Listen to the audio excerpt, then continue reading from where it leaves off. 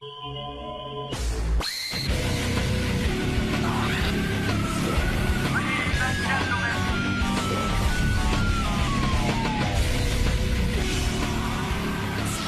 John had a Super Bowl party. Oh, he did? Yeah, he had people over his apartment.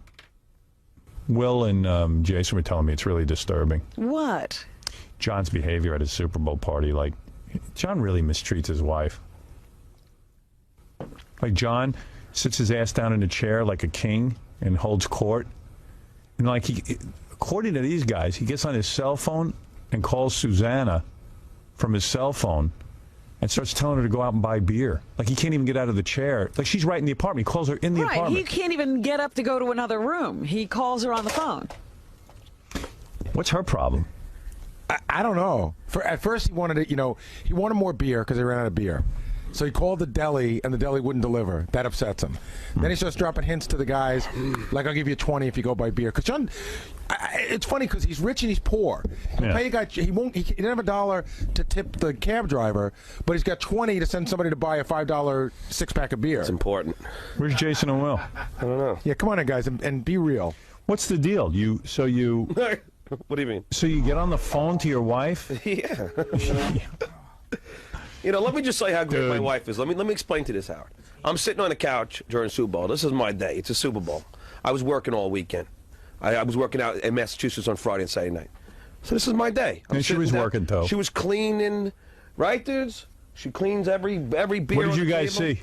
It's actually really convenient for us because as soon as the coffee table got too full up with stuff, she'd come over, clear all the beer cans. Yeah. And Wow, the they plates, got awesome. waitress service. She's great. And then you called her on the cell phone and said... I don't remember that, but did I do that? I don't recall.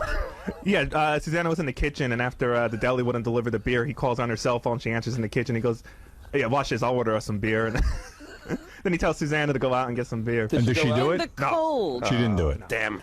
But they were saying that this is the part that was interesting. They're saying that John gets a little bit mean. He could be a little mean. Like how? I didn't think he was that mean. It was just funny. I don't know. It was funny too. There was John's brother-in-law they had their baby there, and the baby's like newborn, can't be more than a few months old. And John just kept screaming to get the kid out of the room because he couldn't hear the TV. He kept crying during the game. They said John was like, shut the kid up or get him out of here. Are you drunk when this is going on? We're having fun. It was a good time. These guys didn't you enjoy yourselves? A great time. Is Susanna watching the game or is she just in the kitchen working? So, Gary, what happens out? Jason and Will fill you up with, like, these angry thoughts, and then they come in and they're like, and I got to tell you something. They came to me. Gary has the angry thoughts, not Jason and Will. They came to me. I didn't go to them and say, what was the party like? They came to me and they go... Because these two guys are maybe the worst on the radio I've ever seen. They come to me and they say... Gary comes in, he goes, you got to get Jason and Will in here. They said John was just horrible at his Super Bowl party. Sometimes he could be mean to his wife. Yeah, and he's really mean to his wife. And then they come in and they're like, we had a great time. Because you know what? It was a lot of fun. They're afraid of John. No, that's not true. It is true. Don't bring them in here anymore. No, but they told... You're wasting my time. They came to me and they go, we got to talk about the Super Bowl party. Well, let's hear it. No, first of all, we did have a great time. I don't think Susanna had a great time. And yeah, I mean, the cell phone story was funny, I thought. He's ordering her to get beer and cleaning up after us. But, I mean, that's all Howard, I at my house once, I wanted pizza. Yeah. So the phone was upstairs, the cordless. So I took my cell phone and called my wife upstairs and told her to bring down the phone so I could order pizza. Dude, listen, she's great. She understands that I worked all weekend, and there's no story. Last night she gave me a full back rub. Right. You know what I mean? She's the best. I mean, Gary just gets jealous, and then he can't wait to compound me about it. Because Gary probably did the dishes on Super Bowl. I didn't do the dishes, and they came to me. I didn't Be honest. Who cleaned your coffee table on Super Bowl Sunday? Nobody. We were at home. We went to a party. Come on. Yeah. Come on, what? That's where we were. Tell Howard the story you were telling me the other day. Come on. I don't know which one you're talking about. You didn't want to talk about it, but you should tell me. Tell it. If I didn't want to talk about it, I probably don't. But Tell it. But I don't know what it is. No, if I said I didn't want to talk about it, it means I don't want to talk about it. Tell me what it's basically No, about. I don't want to piss him off because then he'll really be mad. Just tell me. All right, Gary, without saying anything, Jackson puked. That story. Yeah. She wasn't home. Is that the part you want me to tell? My wife wasn't home, and Jackson puked, so I had to clean it up. My wife wasn't home. And where was she? Where was she? Playing tennis. On a What weekend? day was No, it was like a weeknight. It was funny. She was Weeknight? She was gone for like an hour. She was literally gone for an hour. She left, and Jackson fell asleep. I'm like, But why? Well, can I ask you a question? Because I don't understand it. Your kids are school age yet? Or Yeah, what? they're school All right, so age. during the day they're not home, right? Right. Why can't she play tennis during the day While the kids are at school. while the kids are at school? Why do you have to come home from a day's work and be there taking care of the kids? What, like, can't she stay home when you're home and make it a nice, comfortable evening for you? I mean, honest to God. I got Frankenstein laughing in my ear. Do you believe this guy's wife? I admit it's piggish of you to be calling your wife on your cell phone. I admit tell her- you're right. That's piggish. I think you're right. But this guy, he's getting the worst deal. As good as he is, he still doesn't get anything for Hey, being listen, that Do you good. ever say to her, gee, I'm gone all day working. The kids are in school. What are you doing the time that the kids are in school? You know what? And she doesn't go at night hardly at all. And when she mentioned it, I think I said go. I don't even think it was like, hey, I want to go. She's like, oh, Well, if you don't say go. go, then you're in the doghouse. No. She's like, I'm thinking about playing tennis. I was like, absolutely go. But why is she even asking you? You're a nice guy, so you say, okay, go. Tell her to go play during the day. She's got like 6-7 hours of free time. I don't think it comes up often to play at night. And What's she doing right now? Sleeping. No, she's getting the kids ready for school. Kids are at school already. No, they're not. The kids will be going to. What time do the kids go to school? They'll be in school by 9, 8:30. All right, 8:30. So from 8:30 till 3 o'clock. Right. She got free time. All right, there's stuff for her to do. Maybe she go shopping or something. But What is it to do, really? I know. What is it to do? You got a cleaning laundry? woman? Do you have a cleaning woman? Comes in once a week. John, you have one? No. Oh, My you're wife you're married to cleans. one. Well, she's home all day. She can't clean the house once a week. Jesus. So true. You know what? John has the opposite story. Did you tell him about your dog going to the bathroom in your? Oh yeah. How, the other morning, Oh, this is crazy. the other morning, I'm on the way to work. I'm getting up. I noticed my dog took a huge, you know what, all over the bedroom floor. Oy. So I stepped over it. I left a note for my wife. Clean it up. Like at the time John wrote the note, he could have actually cleaned it up. 'Cause I had to get to work. You left What it would smelly. happen if Gary left a note? If my I kid, can't believe John even left a note. Right. But what would Should've let happen us if step in Gary it. left a the note? funniest thing is, I left. Oh, if Gary left a Karen. note, that would be it. There'd be a divorce. I left a note on a napkin. I could have just took the napkin and cleaned it up. Right. Why? Then you got to wash your hands. Gary, if my kid puked all over the floor, I would have left it there until my wife came back from tennis.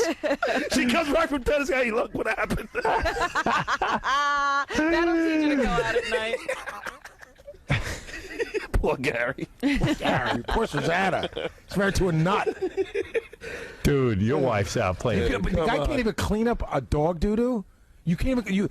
You left. I mean, You had to go to work. Listen, I'm going to work. I work every get weekend that. like you. Yeah, what's up? You never have time anyway. I was at John's house over the summer, and I'm standing in the backyard with him. The dog comes over, takes a poop right next to his feet, and he looks over. Susanna's at the other end of the yard. He goes, Susanna, the dog crapped in the yard. Come clean it up. And she walks all the way over, Yeah. right next to him, picks it up, and goes, What a life. I'm enjoying myself. Look at this miserable bastard. He's sitting there cleaning up puke, changing his kid's diapers. John, there was nobody home, and no. building a. should have been Did you see there. his new project? He's building a box car. You know? He brings it My in. new project is that my son He's and I seeing are- like shop guys having them install the equipment into the car. You're a nut. I mean, don't you do anything with your kids? Oh, my goodness. Listen to him laugh.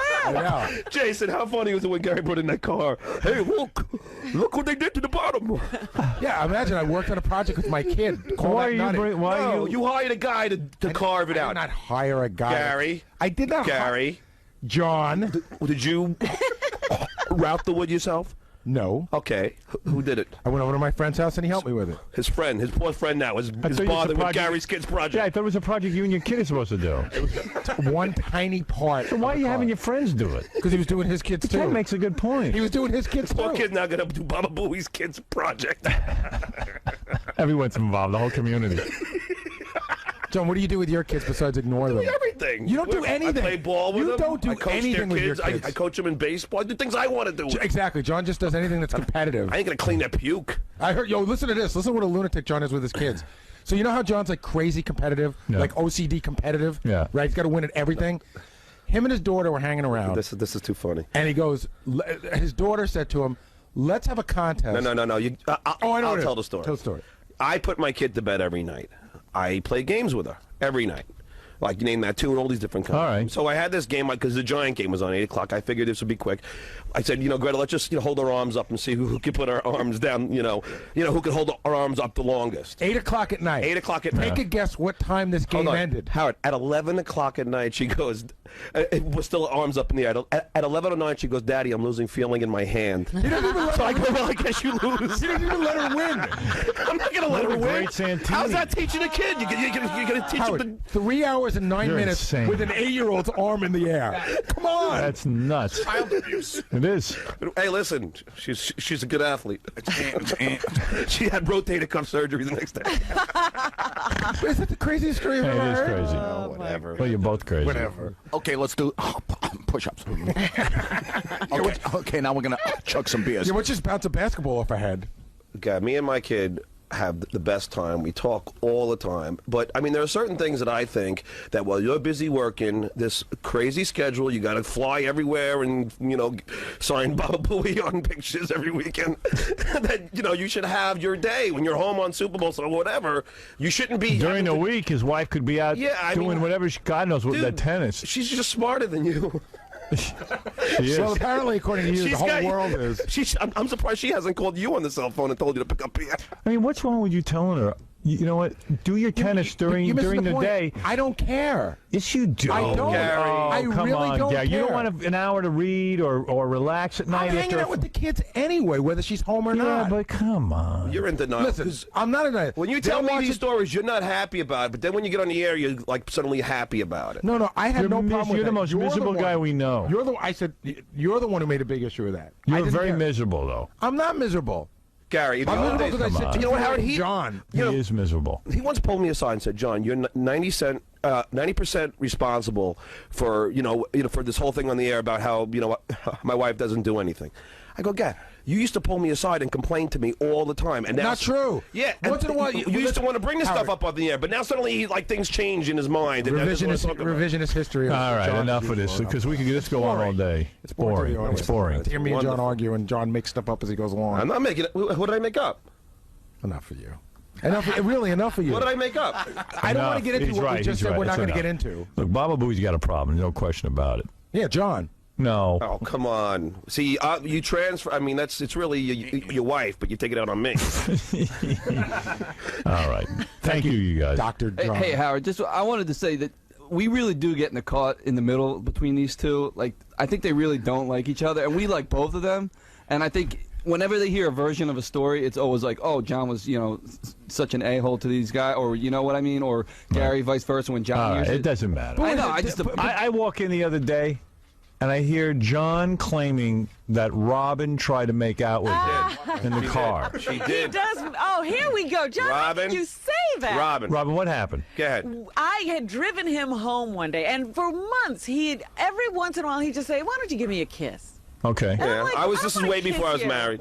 I don't want to kiss you. Get out of my car. Right. And so this would go on and on and on. And one day I drove him to someplace, and he would not get out of the car. He's like, come on, Robin, kiss me. Kiss me. Please kiss me. Give me a kiss. Just a little kiss. And I'm like, John, I have to go. Get out of the car. Oh, come on. Kiss me. Oh, a little kiss. What can it hurt? Da-da-da. And it goes on and on and on. He won't get out of the car. Howard, So- it took 10 seconds, by the way. No, it did not take 10 seconds. Finally, I'm like, okay. I lean over. He tries to jam his tongue in my mouth, and I screamed. And now he's been claiming ever Howard, since then Howard. that I tried to tongue kiss Here's him. the truth. You want to Go ahead. What's your version? The true So we pull story. over for 10 seconds. Pull over? I didn't pull over. I pull up. Yeah, you dropped me off. Yeah. Okay, whatever. She pulls over Not the like side I'm of the street. Stop in the car. So she's about to drive me over. I go, come on, give me a kiss. You're attracted to me. So she leans over. Now, so our heads meet in the middle. Well, how else am I going to give you She's the kiss going to to kiss get me on the you out lips. of the- Wait. Robin, be honest. Aren't you going to kiss me on the lips? Yeah, you was insisting on a lip kiss because Okay. every other time I Howard, kissed you if on she the wasn't cheek, attracted to me, would she kiss me on the lips? I was trying to get you out of my Get car, and outta I here. was giving you a peck. While she and gave me you her did- alleged peck, her mouth was open. It was not open. It And was I open, swear to screaming. you, I can't believe you're trying to put your tongue in my Howard, mouth. I swear to you, she put her tongue in my mouth. Right. I'm You telling you. what? You wouldn't know what my tongue felt like, you nutcase. Who pecked somebody with their mouth open? Her Nobody. mouth was open. There was no mouth open. He was jamming his tongue between clenched lips and teeth. Her mouth was open, Howard. John, and you know what? I don't know John. if her tongue came into my mouth or it my did tongue not. went into her mouth. But our tongues. He's acting as if this was a long kiss. There wasn't even. He immediately tried to jam his tongue in 12 my mouth. seconds There long. was no. The kiss was 12 seconds long? He's lying. Nah, I'm only You're kidding. gonna It was listen to him? No. No, Howard, it was like 3 seconds long.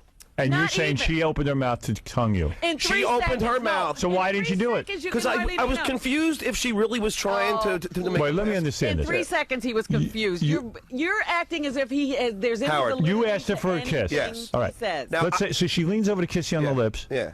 So let's say your version's true. Okay. So she starts to want to tongue you. So why didn't you tongue her? Well, because it was embarrassing. Like her mouth opened and my mouth was a little opened. Get out. No, Robin, that's true. You're full the of only crap. thing that I can't remember exactly was if my tongue went into her mouth or her tongue went into my mouth. But No. I think, In three, or maybe my tongue just hit her lips. A 3-second kiss. It was much shorter. Or like First maybe of her all. tongue hit my lips or my tongue hit her. But What do you think, Gary? I think that if Robin was so into you, why did it stop? And why Oh, I did don't it think she was so why did it into never me. happen again? But Howard, you remember the Channel 9 days? Everyone used to think, like Dan Foreman, he used to always think that that Rob and I were a couple, and he still What?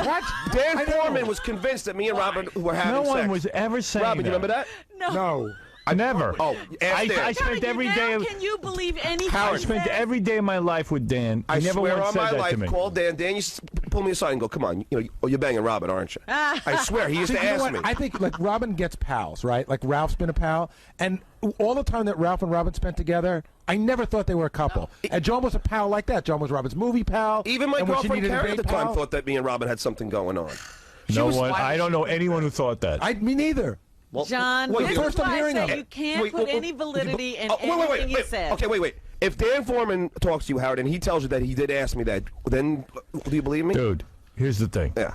All I know is if Robin leaned over and started to tongue you, why wouldn't she do it? Right. No, it was a. So how it could was a that be quick- true? It was a quick moment. But if you're saying Well, she then wanted if I to- wanted to it. kiss you, why did I pull away in a quick moment? When I shut the door of the car and walked out, I said, "That was really. I should tell everybody about this. You're so that was so Why weird." is it taking you all these years? I've been Because t- it took you all I've been telling these this story years for 10 to years. Think of this lie. You know what? Robin Quivers, Nikki Ziering, they all want him, man. I'm Yeah, telling you. everybody Stop wants it. him. You know what, Gary? You gotta It's have not- him. Nikki Ziering, I think. Yeah, come on. I mean, I didn't. I say don't know that. what's She going on said- with the two of you. I didn't say that. She said it on the show. I have nothing to do with Nikki Ziering. She said she could fall in love with me. I You didn't know, make it that wasn't up. real. Stop. You were in a jungle. Well, whatever. All I was doing was. What she did you was do with Nikki Ziering? What reporting did you it. do with Nikki Ziering? I didn't do anything with Nikki Ziering. I swear on my life. Howard, how could I even if I wanted to? There's cameras all over every second of the time. As soon as we got back, she was banging Chris Judd. All right. Good. You're carrying on, everybody. Well, allegedly, apparently she didn't want to talk about it. All right. But the point is, John's if asking Robin for wanted to kiss you so badly, How come it Why- never happened again? yeah, how come it never happened again? Well, why would she pull It away was from so weird, something because you know what, Gary, that she wanted to do? I think I was even with Karen at the time. I don't remember. It was a weird thing. So funny. I don't think that she was like totally in love with me, but I think that if Totally. if in I love. would've, a like- little bit in love. A little bit. She if had a I crush would have on like you. I think she had a crush on me. I'm Robin, who else do you kiss on the? Have you ever pecked Gary on the lips? Gary doesn't nudge me begging for kisses. It's true. All right. I don't. Have grab- you ever pecked Howard on the lips? Yes. Well, we all know you're in love with him. Let me ask you something. Yeah. So you're claiming Robin wanted it. I'm claiming that she kissed me with her mouth open, and I thought that was weird. Oh, that's funny. You started, right. it started- So funny. You started to sound like Kobe Bryant. So funny. I am. Yeah, she wanted She's the it. older She had one a here. mouth. She was raping me. Smooth, you're on the air. Hey, Howard. Hey, now. Hey, now. Hey, listen, I'm going to tell you the exact scenario. You ever see Charlie Brown when Lucy kissed Snoopy? No. That's what happens. Dog germs. You better get your mouth sterilized, Rob, from kissing John. If you tongue John, you shoot your mouth sterilized. I didn't tongue him. He was Well, trying to Rob, get all his right. tongue in my mouth. Let me ask you a question. Did our tongues hit? No. Yeah, Did I- Greg, you're on the air. No. All right. So maybe they didn't. All right, Greg, you're on the air. Good morning. The one thing I can't figure out is why John's We can't understand you with these cell phones, man. Wait, cell phones are ruining radio. I'm thinking of having a ban on cell phones. Yeah, but everybody who listens is driving right now. Yeah, but then they call in and you can't hear them. They should restrain themselves because we can't hear them. Right. All right, I got to take a break. Yeah, we'll never figure out John and this kiss. Howard, He's made a second into a whole story. Well, Yes, Mr. X. It is funny. Hey, I pity that fool, that stuttering fool. She kissing on my woman like that. You know, Howard, I told Mr. X a story, and he kind of believed it, too. Yeah, right. No, yes, he did. He did. He even, Please. he even said to you, Robin. Oh, you're Come so on. funny. You're so funny. He when we had dinner once, he, said something in private to me about it. Yeah? What? Like what? I forget now. Yeah. Please. Wow. Listen, you're a single woman, you know, older. You probably wanted a youngster. Hey, that's Mike. You're on the air. Hello. Hey. How's it going? Hey, now. Hey, now. I believe the story with John. It doesn't. It sounds like to me that she's lying about it. She's hiding something, and you know. Hiding something. If we did a lie detector test, Howard, it would come, Well, here we go with it lie would come out that she did kiss him in the lips and her mouth was open. Right. That much would Sure. Robin, your mouth wasn't open at all? No. Hey, just the way that Robin is getting defensive, it sounds like she's. You know hiding. what? But this is what John is like an avalanche falling on you. He starts promoting his story. None of this stuff ever happened, and you have to Howard, start you remember the fighting back Channel where 9 show? he gets to write the story. Do you remember the Channel 9 show? No, I completely forgot. Okay. I used to spend the whole time with Robin in her dressing room. You don't remember that? Oh my God! I wasn't aware that I was so busy working, John. I didn't know. But what? You didn't spend any whole We used time. to drive John there together would every time. go to sleep in my dressing room. Remember, I used to go to the hotel and take a nap.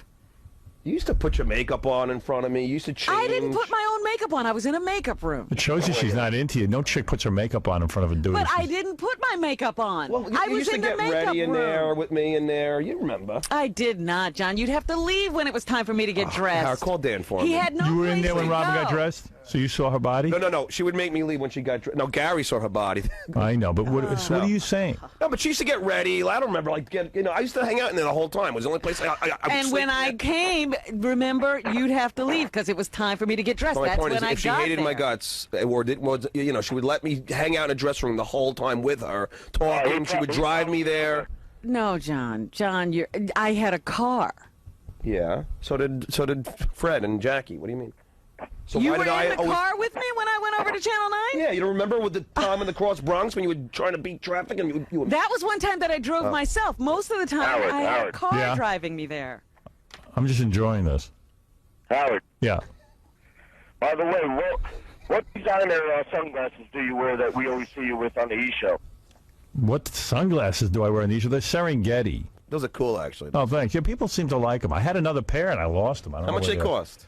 I don't know. I bought them at iMan. What's that? It's a Optical store? optical place in Manhattan. But I don't think they carry them anymore. I don't think they make these. I should have bought a couple hundred And pair. also, Howard, when Robin kissed me, she was heavy then. Oh, boy. She had a huge Here butt. we go. If now, I swear to you, now I would bang her in a second, if I wasn't married. But So what are then, you saying back then you didn't want to do it? Not really. She was heavy. She Then had. why were you asking her to kiss you if you weren't Well, attracted? because I liked her enough to make out, or maybe accept oral, but I wouldn't bang her. You piece of crap. You couldn't get that off me anytime. All right, we're going to take a break. I'm sorry to Heavy show. then. Now he's like throwing that. I never heard that part before. What? Now that was when I was heavy. I don't even know. I when told you the this other day happened. that now that you're so skinny, you're actually become like way more attractive. In the old days, you used to eat way too much.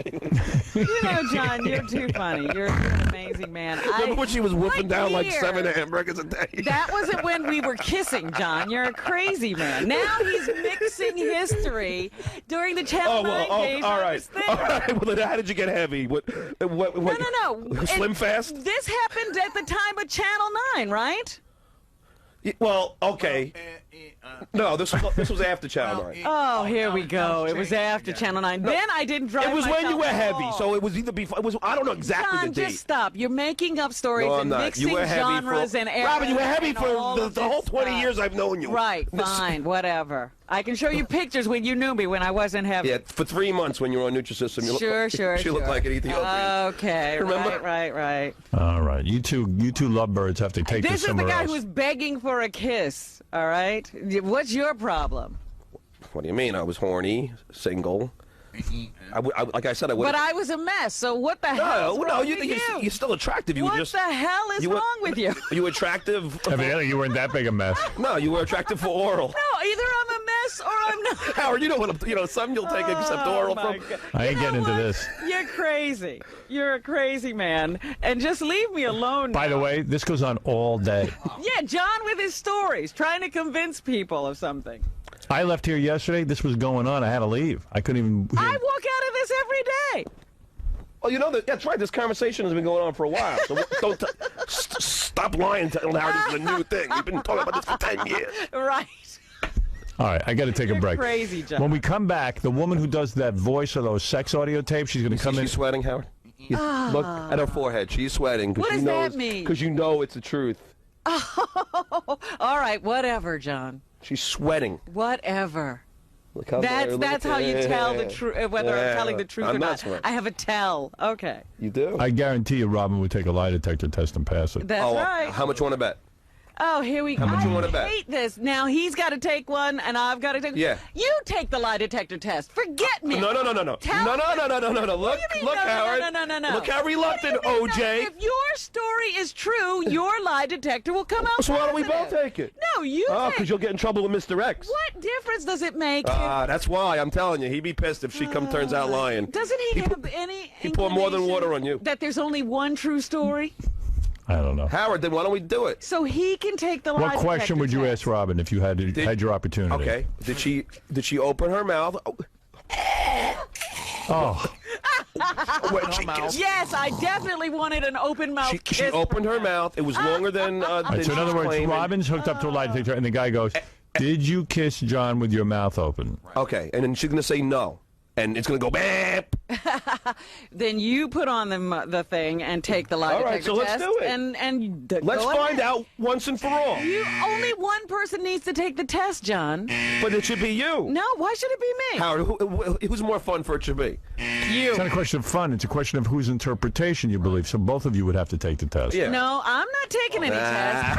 He can take. See, I'm willing to take it, because Howard, I've because I taken- know what happened. I'm the one always taking the lie detector test around here. I'm tired of it. Let him prove that his story Who's is suddenly true. becoming guilty here?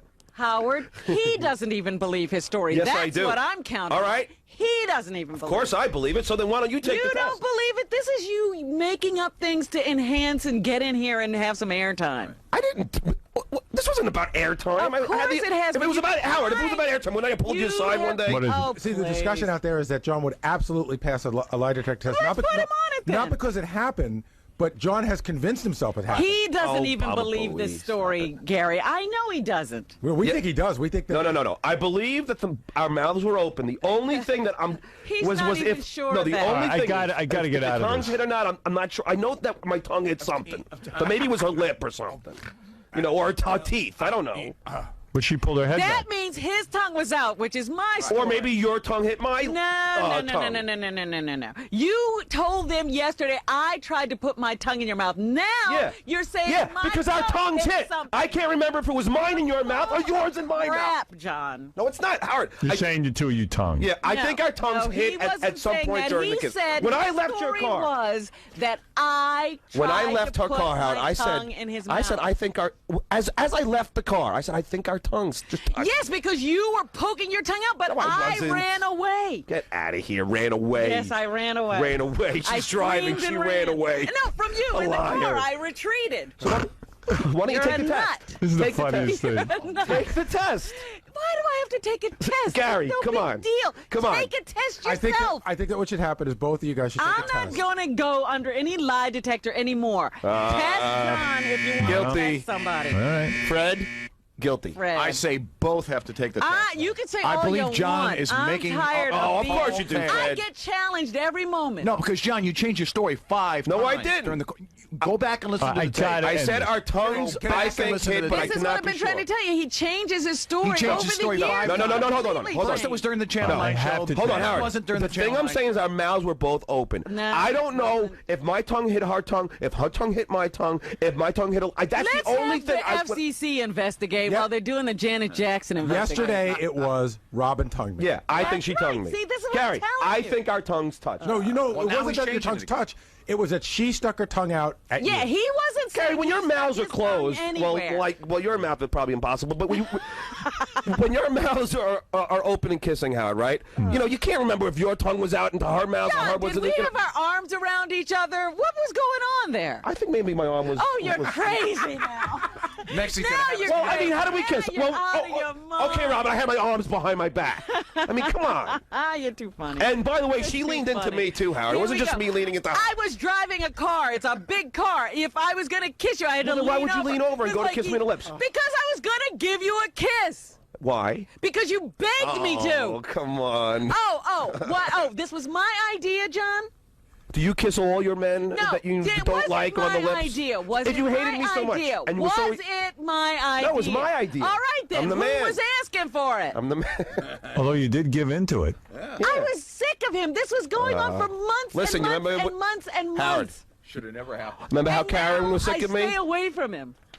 Remember how my girlfriend was so sick of me? She asked the producers to keep her away from me. Then what happened a year later? Right. She was with me for 3 years. That's what I'm saying. He can wear anybody down. That's right, and I wore you But down. I didn't You just give admitted him it. any tongue kiss. I wore you down. You're a crazy man. Yeah, look who's crazy. You're the one not taking I rest my You're the case. one not taking the I test, rest Robin. my Look at you sweating in case. there. I rest my case. You're the one not taking the test. Fine, Yes, John. Joe, you're on the Whatever. air. It doesn't matter to me. Boy, to Robin, what is wrong with you? What happened? And with your mouth. I can't understand this guy. I tell you, the phone calls are not the quality. Am I right? Could Yeah, you can't You hear hear any other of it. shows and the calls sound better. There's something wrong with our equipment. I know it. You Yeah, I've can't- never heard this on other radio shows. I know. John, you're on the air. No, it's Callie. Yo, John, you're the worst phone screener. You should be back out on the streets interviewing people doing that. You should just shut up already. Everyone knows you're an idiot. Thank you, Callie. Yeah. You're welcome. Thank you. Hey, Carlos. Hey, Howard.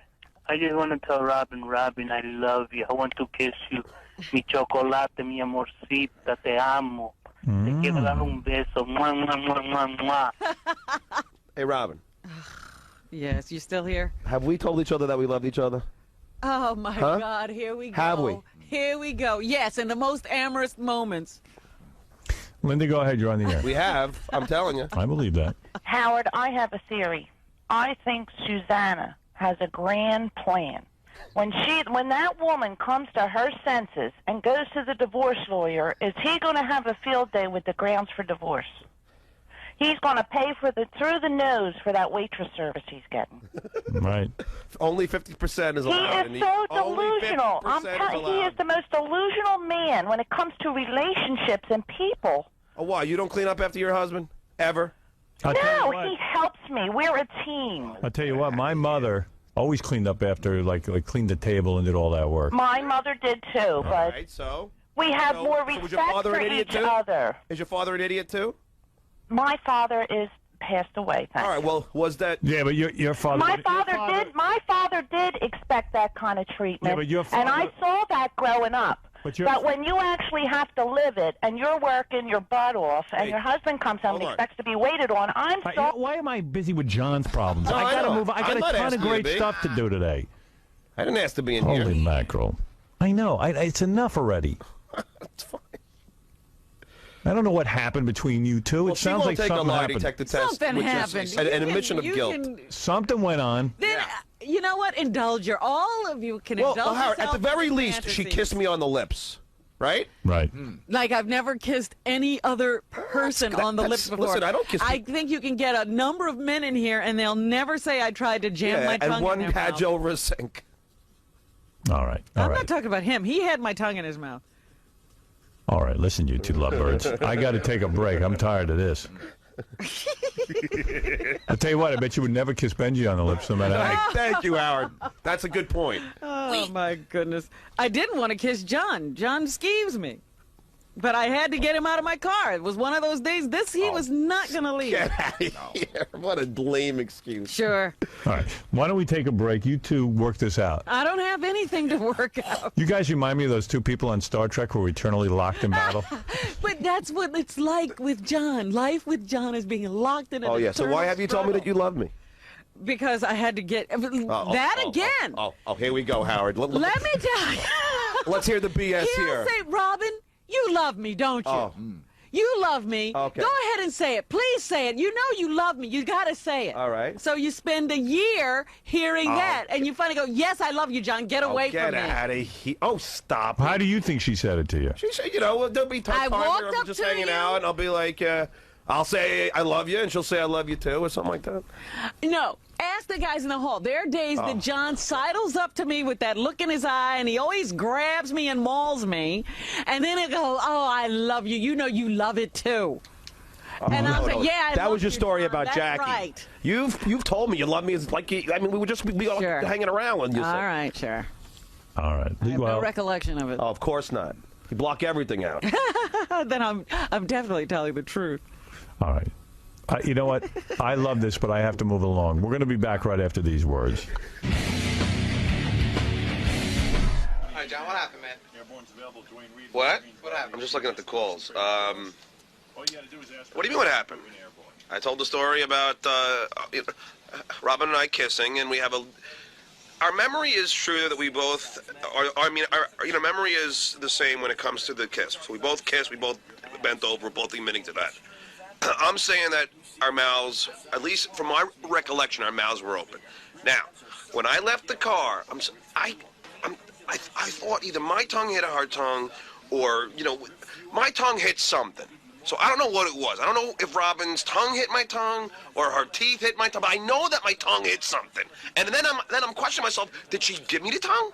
And that's the thing. I'm not saying she did, and I'm not saying she definitely did. I'm saying she did. I'm just saying that I know that. From my recollection, something hit. Hey, so what's going to happen next? They're going to be lie detector? She won't do it, which is, if you ask me, is an admission of guilt. Because I'm ready to do it. Because, I mean, I know when I left that car, I was like, I think we just, made out.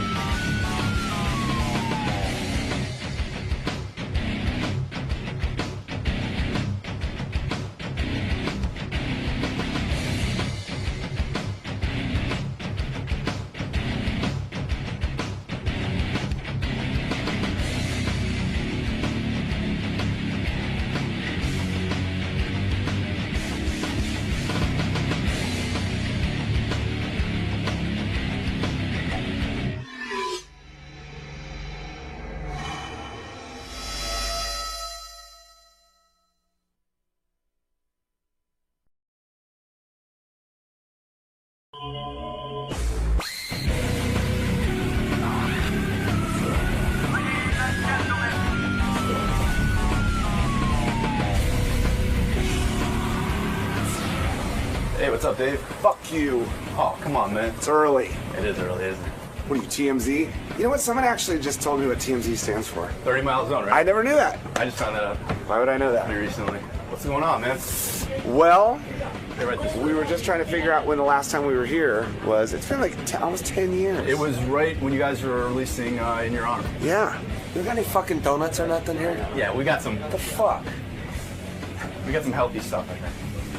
You got healthy donuts? Yeah. That's not us. You know what I like to do? I like to melt Advils onto my donuts. Ooh, what the fuck? What's up, man? Good to see you. How you been? It's been a long time. It's 10 years almost. I know. Has it been 10 years? Yes. I feel like it has not been that long. So you guys have not been here since we're at South? We haven't been here since One by One, and that record came out in 2002. Yeah? Well, 9 years ago. Time ago. Well, good to see you guys. I'm glad you're back. Good, man. Everything's going well. Yeah? Everything's going well. I know things are going well for you, too. Well, fuck, you've been here for how long? January started our 6th year. So we finished 5 at the end of December, and now we're starting the beginning of our 6th year. You can't get any new decorations? Put up the old shit? They think that's good. I mean, I recognize, dude. God rest his soul. God rest his soul. Hey, here's our good friends, Dave Grohl and Taylor Hawkins of the Foo Fighters. They were just on Saturday Night Live. I was watching them, and they were really, really good. Their album went to #1 on the alternative charts, which is rare these days because a lot of rock bands aren't doing well. Well, it's There in he the is. alternative chart. It's not. Hey, look at this. All right. Hi, how are you? It's not the Hot 200 or whatever it is. Hey, Taylor. Hey, Taylor. What's happening, man? Hi. Good to see you. Hey, Dave, I was just saying, I saw you on Saturday Night Live. Thought 2 excellent songs. You Yeah, guys it was out. great. Oh, Very now. nice.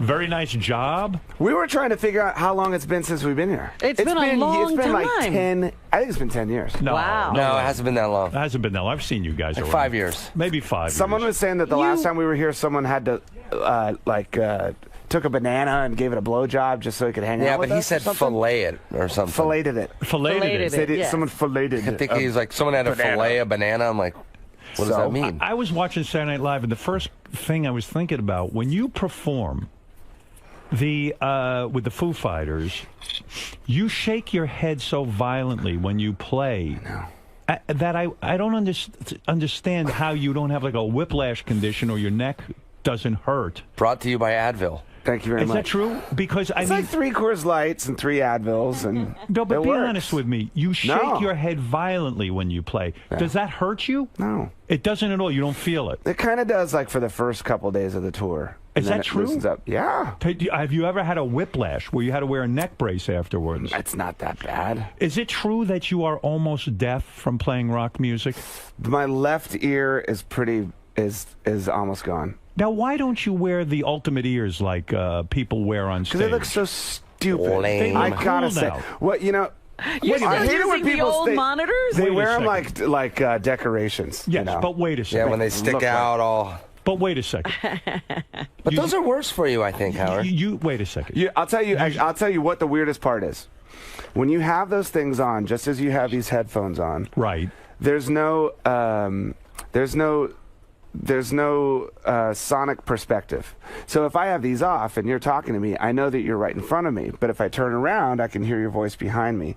Those things just put everything in the middle of your brain. It's really weird. But as a Yeah. guy who does radio and I have to use my voice 4 hours a day, Yeah.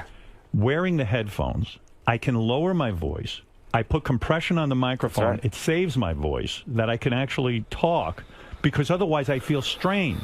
So there are certain things. I mean, you say lame. You use the comment lame, Taylor, that, well, it's not rock and roll. It's not cool. But if Dave is deaf, it's over. I mean, the guy's a great musical But you're writer. saying those earphones are going to save his Yes, ears? because Sometimes you those lower can the be volume. worse. Why? Why would it be Because worse? it's right in your ear canal hole. Yeah, remember like when Walkmans got all popular and then people were like, oh, you got to chill out on those because kids are going deaf and, Doesn't I that don't remember scare that, you, though. though? That happened? Doesn't that scare you that you might be deaf? Yeah, sometimes, but it's kind of nice. Like if my kids are running around and they're going bananas, Yeah. I sleep on this ear because this one's gone. Right. I actually get a little rest. Do you think that and Taylor, is your hearing okay? Huh? Is your hearing? We knew okay? that one was coming, didn't Is we? it okay? And Yeah, you know- no, it is actually. I don't know why. I do think it's kind of hereditary. I think some people go deaf a lot easier than others. And because I haven't seen you guys in a long time, I was looking over Dave, and Taylor, you haven't gone this route, but I was watching the appearance on Saturday Night Live, and I was really happy that the songs were so good because there's not a lot of good rock music being made anymore. Or if it is, it doesn't get much attention. Yeah, you don't hear it on the You radio. don't. Yeah. And so, and it's hard now with the way the business is to actually make money selling records and distribute your records. The whole thing's kind of weird, I would think, to be in the music business right now. Wild West. But the thing I noticed, too, is that you've heavily tattooed yourself. Not too bad. Wait a second. Both arms Well, now I have guess, big... since I've last been here. I Yeah, have we two, didn't see I a have couple progression. tattoos here. I have tattoos here. Two big, like, angel wings on your... what are those two They're big raven blotches? feathers. They're like big crow feathers. Let me these see things. those. Two big crow feathers on each arm. Miss Why, Kat Von D did these. why crow feathers? Well, I think that crows and ravens are kind of magical, weird animals that have they go back in Nordic mythology, and they're communal, and it's kind I of cool. didn't know any of this. You didn't know any of crap. that? No, Well, so I thought they were cool, about. and I had some old messed up tattoos that I wanted to fix. Right. And Kat's a Oh. friend of mine, and she's an amazing tattooist, but she's also a really cool chick, you know. And I called her up, and I said, I want to fix my tattoos, and I went in there, and she said. I said, I'm thinking about doing something with like black sort of crow feathers. She's like, great. And so she went online and she found this beautiful image, and then she made it this big. And I said, well, would it fit right there? She's like, that's a perfect place to do it. And she said, would you do it on the other arm too? I said, absolutely. I saw that. Then you have one on your forearm. I couldn't tell what that was. I like that. And then on your upper arms are like big red designs and things that are happening. And I thought, wow, something's going on with you. Like you're bored or something, and you keep marking up your body more. Like you have a lot of time to get all these tattoos, Dave. You know, to be honest, when I got the red tattoos on my arms, that was when I first started playing drums again, and I thought like, I'm gonna get these things on my arms because I got my arms back, you know. I don't know. And then these things, I kind of got the feathers. I was in this band called 𝗦𝗵cie𝗄𝗿𝗱, and it was me and John Paul Jones from Zeppelin and Josh from Queens of the Stone Age, and you know, you always see pictures of yourself playing drums where you're going like this. Yes. And I just thought, like, how badass it would be if I had these two big tattoos. Taylor, you don't have any tattoos? I'm shocked by I that. have this one, and I have like 15 past girlfriends tattooed over right there. I just kept getting them tattooed, and finally when I got married, I just said... You got married? Yeah. You're kidding me. When did that happen? You have been gone a long time. Shock and regret. Who the hell did you marry? A beautiful, beautiful lady. Mrs. Hawkins, man. Miss Hawkins. kidding. Allison She's the real Hawkins. deal. Yeah, she's a tough woman, too. Let me What tell modeling you. agency is she with? My personal one. Virginia Beach. Dave, you never went the model route. Your wife was a TV producer, right? Yeah, but she was, to be honest, she was a model too. She was a model, too. Yeah, she was. Is that mandatory that rock stars have to marry models? No, because you know the problem is a lot of times rock dudes aren't very good looking, so they're with models, and they're like, okay, we know why you're with him. Right, right. There's no question why you're with him. Yeah. So, but I mean, that is great to have sex with somebody that good looking. No, It's I mean, awesome. It's awesome. I mean, you having can't sex believe with beautiful people totally rules. Absolutely. See, I think it's scary. I mean, ugly people, it's fun to have sex with them too, but like, Not it's as much even fun. better when they're hot. All right, So you're confirming that it's better. It's better when they're hot. You look down and it's all hot too. It's not just hot up here. It's hot all, you know. On the new album, this is your 7th studio album, right? Yeah. Okay, so on the new Foo Fighters album, you brought back in this guy, Pat Smear. Yeah. Pat had left the band, then he came back to the band, then I think he left the band, and then he came back again. Like, why is he allowed to do that? And Taylor, don't you wonder that too? Why? And because he's really fun. He's fun, and he's a great lead guitar player. But don't you already have a lead guitar player? Well, basically the way it worked, he was on the first record I did by myself, and it was just me playing all the instruments. Then the second record, Pat played on that album with us. And the first 2 years of the band, we were on the road the entire time. Right. Now, Pat's a little bit older than us, you know. He's Right. he's 50, I guess. Mid-50s now. So when he joined this band, he wasn't like a little kid, you know. Right. And we toured like we were little kids. Right. And after like a year and a half, he just got really sick of it. And in his nicest voice, he said, "You guys, I just don't want to be in the band anymore." And we're like, what? And I begged him to stay. But who leaves a successful band? I mean, you know how difficult. This is a miracle that you've been in 2 successful bands, Nirvana and Foo Fighters. Yeah. It's a miracle. You know that. Yeah. It's a very difficult business. Why would this guy leave when the money's finally starting to roll in? That's one of the cool things about Pat. He doesn't care. No, He doesn't give a shit. That's not his vibe. He does not care. Don't people like that scare the shit out of you? That Well, they he's don't one of care? those guys that, like, whenever I think back then he would get like really close to success, and then he would like sabotage it. You So know? when you bring in Pat Smear to be on the new album, the guy who is the lead guitar player, Chris, what did he think of that? You know, I mean, honestly, he wasn't really too stoked about it. And how do you say that to him? You say, "Hey, listen, Chris, you're not good enough to be our only lead guitar player." No, I mean, it actually, here's how it worked. Pat split.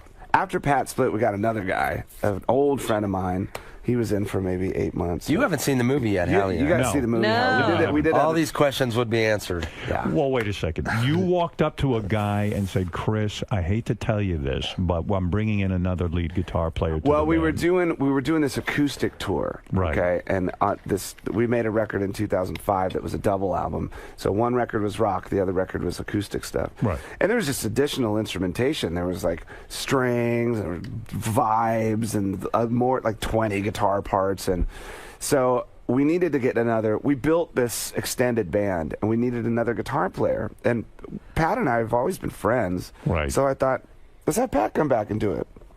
But why couldn't Chris do it? Well, because we needed more guitar players. I mean, Chris would do his part, and I would do my part, and then I would feel awful if I was the lead guitar player. I would feel like they're telling me I'm not good enough. It was tense. No, it was a little awkward. I basically said, I just went to each person and said, "What do you think?" And they're like, "Okay. Just make sure Chris is cool with it. What do you think?" "Okay, make sure Chris." And then I asked Chris, and he wasn't cool. I'm not cool with it. He was like, "I got to be honest, I'm fucking a little weird." Yeah, like then how did it happen? Well, because Dave's the boss. It's ultimately up to you. Right? Well, I mean, this is your band. I said, look, let's try.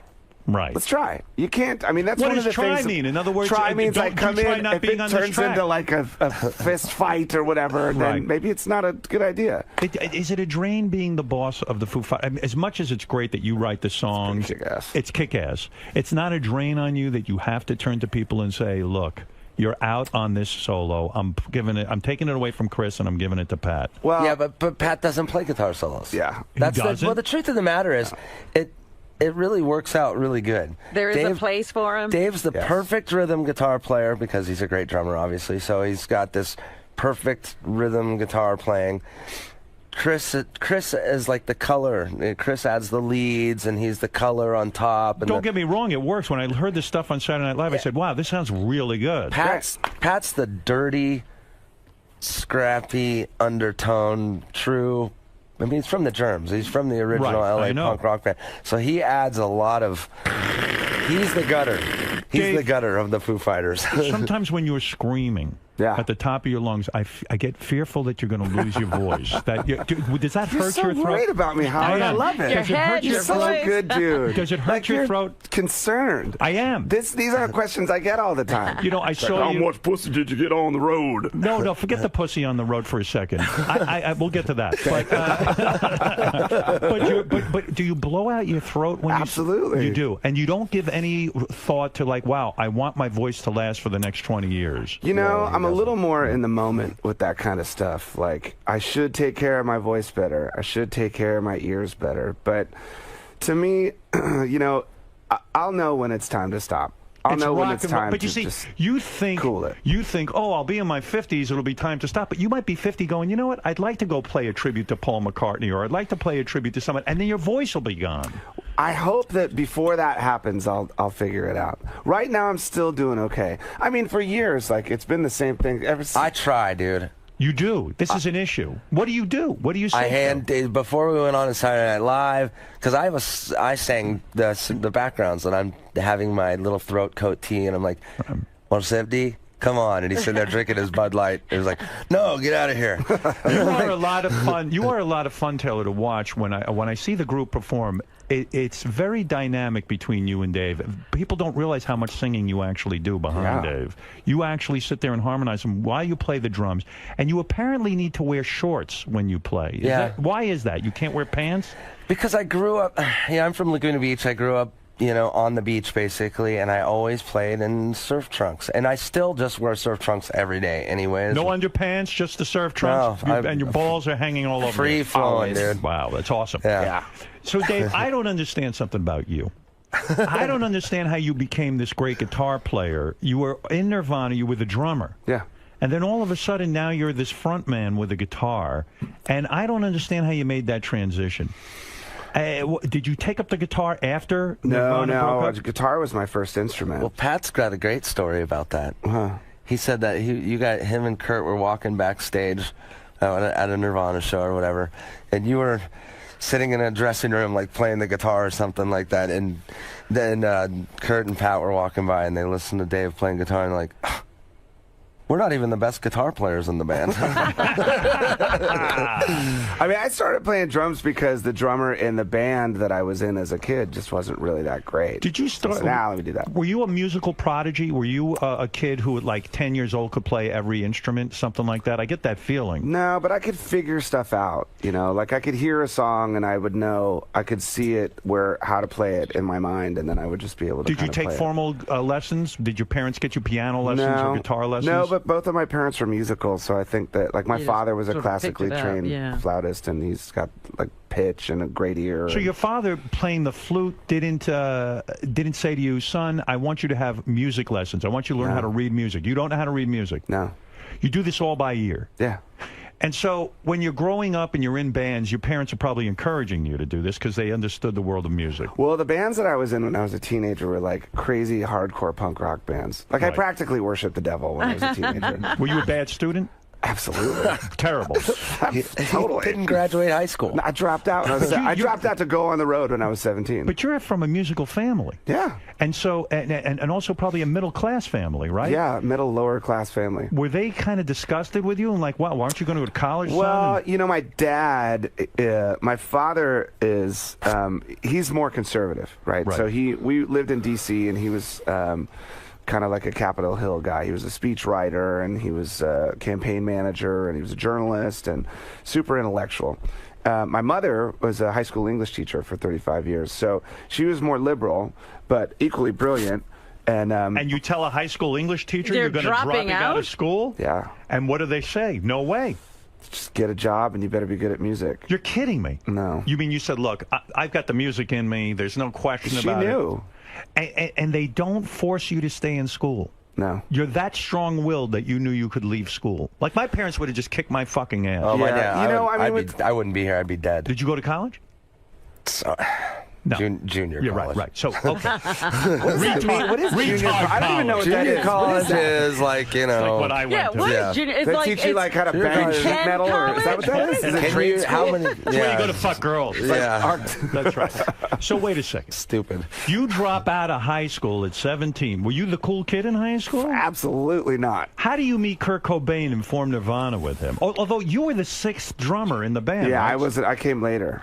Why did they go through 5 other drummers before they came to find you? They were a funny band, you know. I think they hadn't really found the right drummer yet. And you know, the way Kurt wrote songs, he wrote these really, really simple songs. And he's a great lyricist, but his objective was really like make the song as catchy and memorable and simple as possible. Did he allow you any feedback in the writing process? I mean, here you are, a great songwriter. We wouldn't even talk about it. We would just go in the room and he'd start playing something and we'd just play along and then it would become a song. We wouldn't say like, that chorus needs to be twice as long and in a different You key. wouldn't question him. So he was the leader of that band. The idea was not even to talk about music, to keep it as pure as possible. Did it frustrate you that Kurt Cobain had that much? I mean, here you are. You're a bit of a control freak. You have all of these songs inside of you.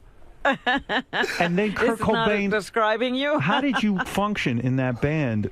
It's great. But it's almost like being George Harrison. George Harrison had great songs. The Beatles made him only have one song on an album. Kurt wouldn't let you have any. But he was in a band with Lennon and McCartney, and I was in a band with Kurt. So it's that famous joke, like, "What's the last thing the drummer said before he got kicked out?" I got a song I think we should play. Yeah, right. You know, you can't. And I was perfectly happy because I was like disco drumming. I was just going doosh dash, doosh doosh dash. I wasn't. But didn't you have all these great songs in your head that you had written? I mean, you wrote great songs for Foo Fighters. Well, I lived with this friend of mine, and we had an 8-track studio in the basement.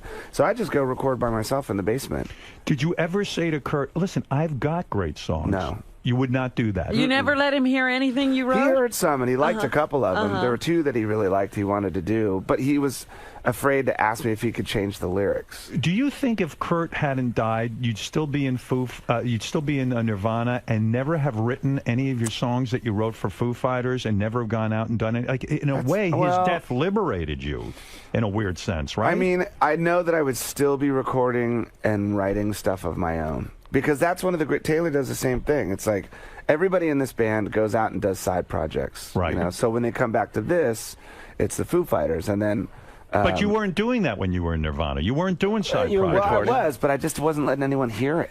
Because I think I was nervous about But don't you think that might have even ruined Nirvana? Like, you were the guy in Nirvana who played drums, and all of a sudden you go off and do your own thing, it breaks up the band. You might never have really blossomed. We might not know you that well. It would be, if things had been different, things would be different for sure. When he killed himself, were you immediately in a depression, or did you see it? You were. Yeah. And did you say to yourself, that's it, it's the end of my career, Yes. I'm never going to go anywhere? Yep. Did you sit and meet with Chris, the other guy in Nirvana, and say, should we form a band together? I always thought it was, no, because that would have been weird. Yep. You two guys with some new frontman. It was way too heavy. We've never talked about that, ever. It's been 20 years. We still haven't talked about it. So when Kurt dies, what's your game plan? Or you don't have one? You start to drift? Yeah, I just, you know, I mean, who tells you your lead singer's gone? I mean, how do you find that out? I don't even remember who told me. I remember the day, but I don't remember who. I think maybe it was on the news or something weird. I don't know. I don't remember. Like exactly who told Like me. you didn't get a call, you just heard it. I think it happened, and then it just all happened, like, and the phone's off the hook, and people are calling this and that. Yeah. And what do you do that day? You just go into shock. I mean, you can't everybody go back got together. Everybody went over to Chris Novosellich's house, and hung out. Hung out because you were there comforting one another. Yep. And no one says to each other, what are we going to do now? But it's got to be in your mind. At some point, it hits you like, what am I doing with the rest of my life? It was just such a weird time, and we were kids. I was like 25 years old or something like that. Yeah. So it was strange, and I couldn't listen to music. I couldn't listen to Nirvana. I couldn't listen. I'd turn on the radio and I'd hear like, "All by myself," I start crying. Like it was terrible. Did you go into therapy after that? Yeah, you did. I was in therapy before that for my first marriage because I was married to someone who was like, we should go. The idea was that the two of us go to different therapists and then we all get together at some point. How much therapy can you go through? I mean, that's a lot of therapy, right? So fortunately, you were able to go to therapy and through that and talk to someone about it. Yeah, it was good. And what was the thrust of that? Like, what should I do with the rest of my life? I mean, once you come off the initial shock. Well, I mean, you almost joined Tom Petty. Yeah. What'd you do? Well, I played with Tom Petty on Saturday Night Live. Right. That was really the first thing I did. I mean, the first thing I did, I started getting calls asking if I wanted to play drums with other bands. I'm like, no, man, I don't want to play. I don't even know if I ever want to play drums again. Not after you played drums for Nirvana. It would have been sort of weird. Yeah, and I mean, just sitting down at a drum set reminded me of Kurt. It reminded me of Nirvana, and it was just sad. So was it all good with Kurt? I mean, were you on good terms? Things got weird towards the end. So did that make you feel even weirder about his death because things got so weird? Were you sort of estranged? Yeah, I mean, everybody sort of was. I think at that point it had sort of split off, and it just got really weird. It was, I didn't know that. Yeah, well, I mean, I don't know if anybody really does, but it had gotten to the point where he wasn't talking to you. Well, they were just, I don't do drugs. Right. I haven't done drugs since I was a kid. Right. 20 years old, I think, is when I stopped. And so, there were drugs around, and there was like the people who did the drugs, and then there were people that didn't do the drugs. And I didn't do the drugs. And so I was just out of that world, And if you're in it, you're in it. If you're not, you're out. Well, it reminds me, I got into the iPhone, and John Hine was in an Android, and I wasn't hanging out with him. You see how that split you guys up? Everyone who's onto the iPhone was Isn't my it weird friend. how that works? Yeah, I know. but in all seriousness, that's true. The drugs become alienating in the sense that when you're into the drug culture, you want to hang out with other guys who do drugs. You don't care about anyone but yourself at that point. I know. That's how it works. So in the last couple of months, you hadn't even been in touch with Kurt. No, we had. Right. And but were you close to breaking up the band anyway? Do you think you guys would have broken up because Kurt was going his own way? I think at that point it was important that we take a break. I think everybody felt that way. It was like time to take a break. Does it personally hurt you when Courtney Love goes around spouting off that Kurt hated you at the end? You were his least favorite person. He didn't like. I mean, she goes around with stories, and some of these stories. I mean, still, that was all drugs. Yeah, it had nothing to do with even if it were true. Honestly, it's a mean thing to say because you did. Of course, you had a relationship with Kurt, and you made great music together. It's hurtful. The way I look at it is I have my version of what happened, and I have my memories, and Pat and I talk about that stuff all the time, and we laugh about the good times, and we talk about the bad times sometimes. But, it's those kind of, you can't really let those things get to you. You're able to hold on to your version of it. You don't let her version of things kind of, because How much was she around? Was she there all the time? Yeah, they were married, you know. I don't know. I'm just asking. I get very offended, probably too much. I lose my own opinion sometimes. When somebody does that, they ruin my experience. Right. You know, and it hurts me. Well, not really so much for me, because you also have to understand that the circumstances are so extraordinary that everybody's got their version of what happened, you know? It's such a public event, that whole thing. It's not like my buddy Jimmy passed away, and, you know, nobody really knew Jimmy, but something like that that's so out in the open, you kind of can't really, you have to guard yourself from all of the outside stuff, because it's just too crazy. Have you ever sat her down and said, listen, Courtney, look, I got no animosity with you. I had a great thing going with your ex-husband, you know, your husband, and why can't you stop this? Why? No. You've never done that? No. Because why? It would be useless? I got better stuff to do, you know what I mean? Like, I mean, have this really, great would it help, band, and Howard? I have kids, and I have this wonderful life. Like that does. But why would I want to like focus on that stuff? I'll tell you why. Because I know you have to do business with her, right? Let's say you found a Nirvana concert in a vault somewhere where you wanted to release it right now. You would have to go to her, right? I assume.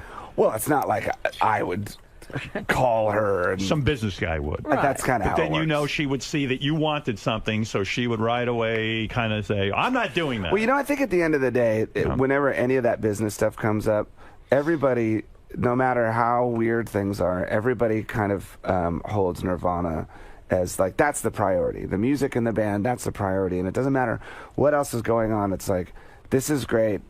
You want people to remember us for the music. That's the most important thing. Nobody gets in the way of that. No, I don't think so. So do you? So when Nirvana ends, were you so wealthy at that point that you could have stopped everything? Yeah. You could have, right? Because when I think of Nirvana, I think of Nirvana money for a second. It had to be insane. 3 guys, really, when you think about it, touring. Although you guys probably didn't tour that much. We didn't really tour that much. But the records, you sold a lot of records. Sold a lot of records. And I guess there was enough money there that you could have lived the rest of your life.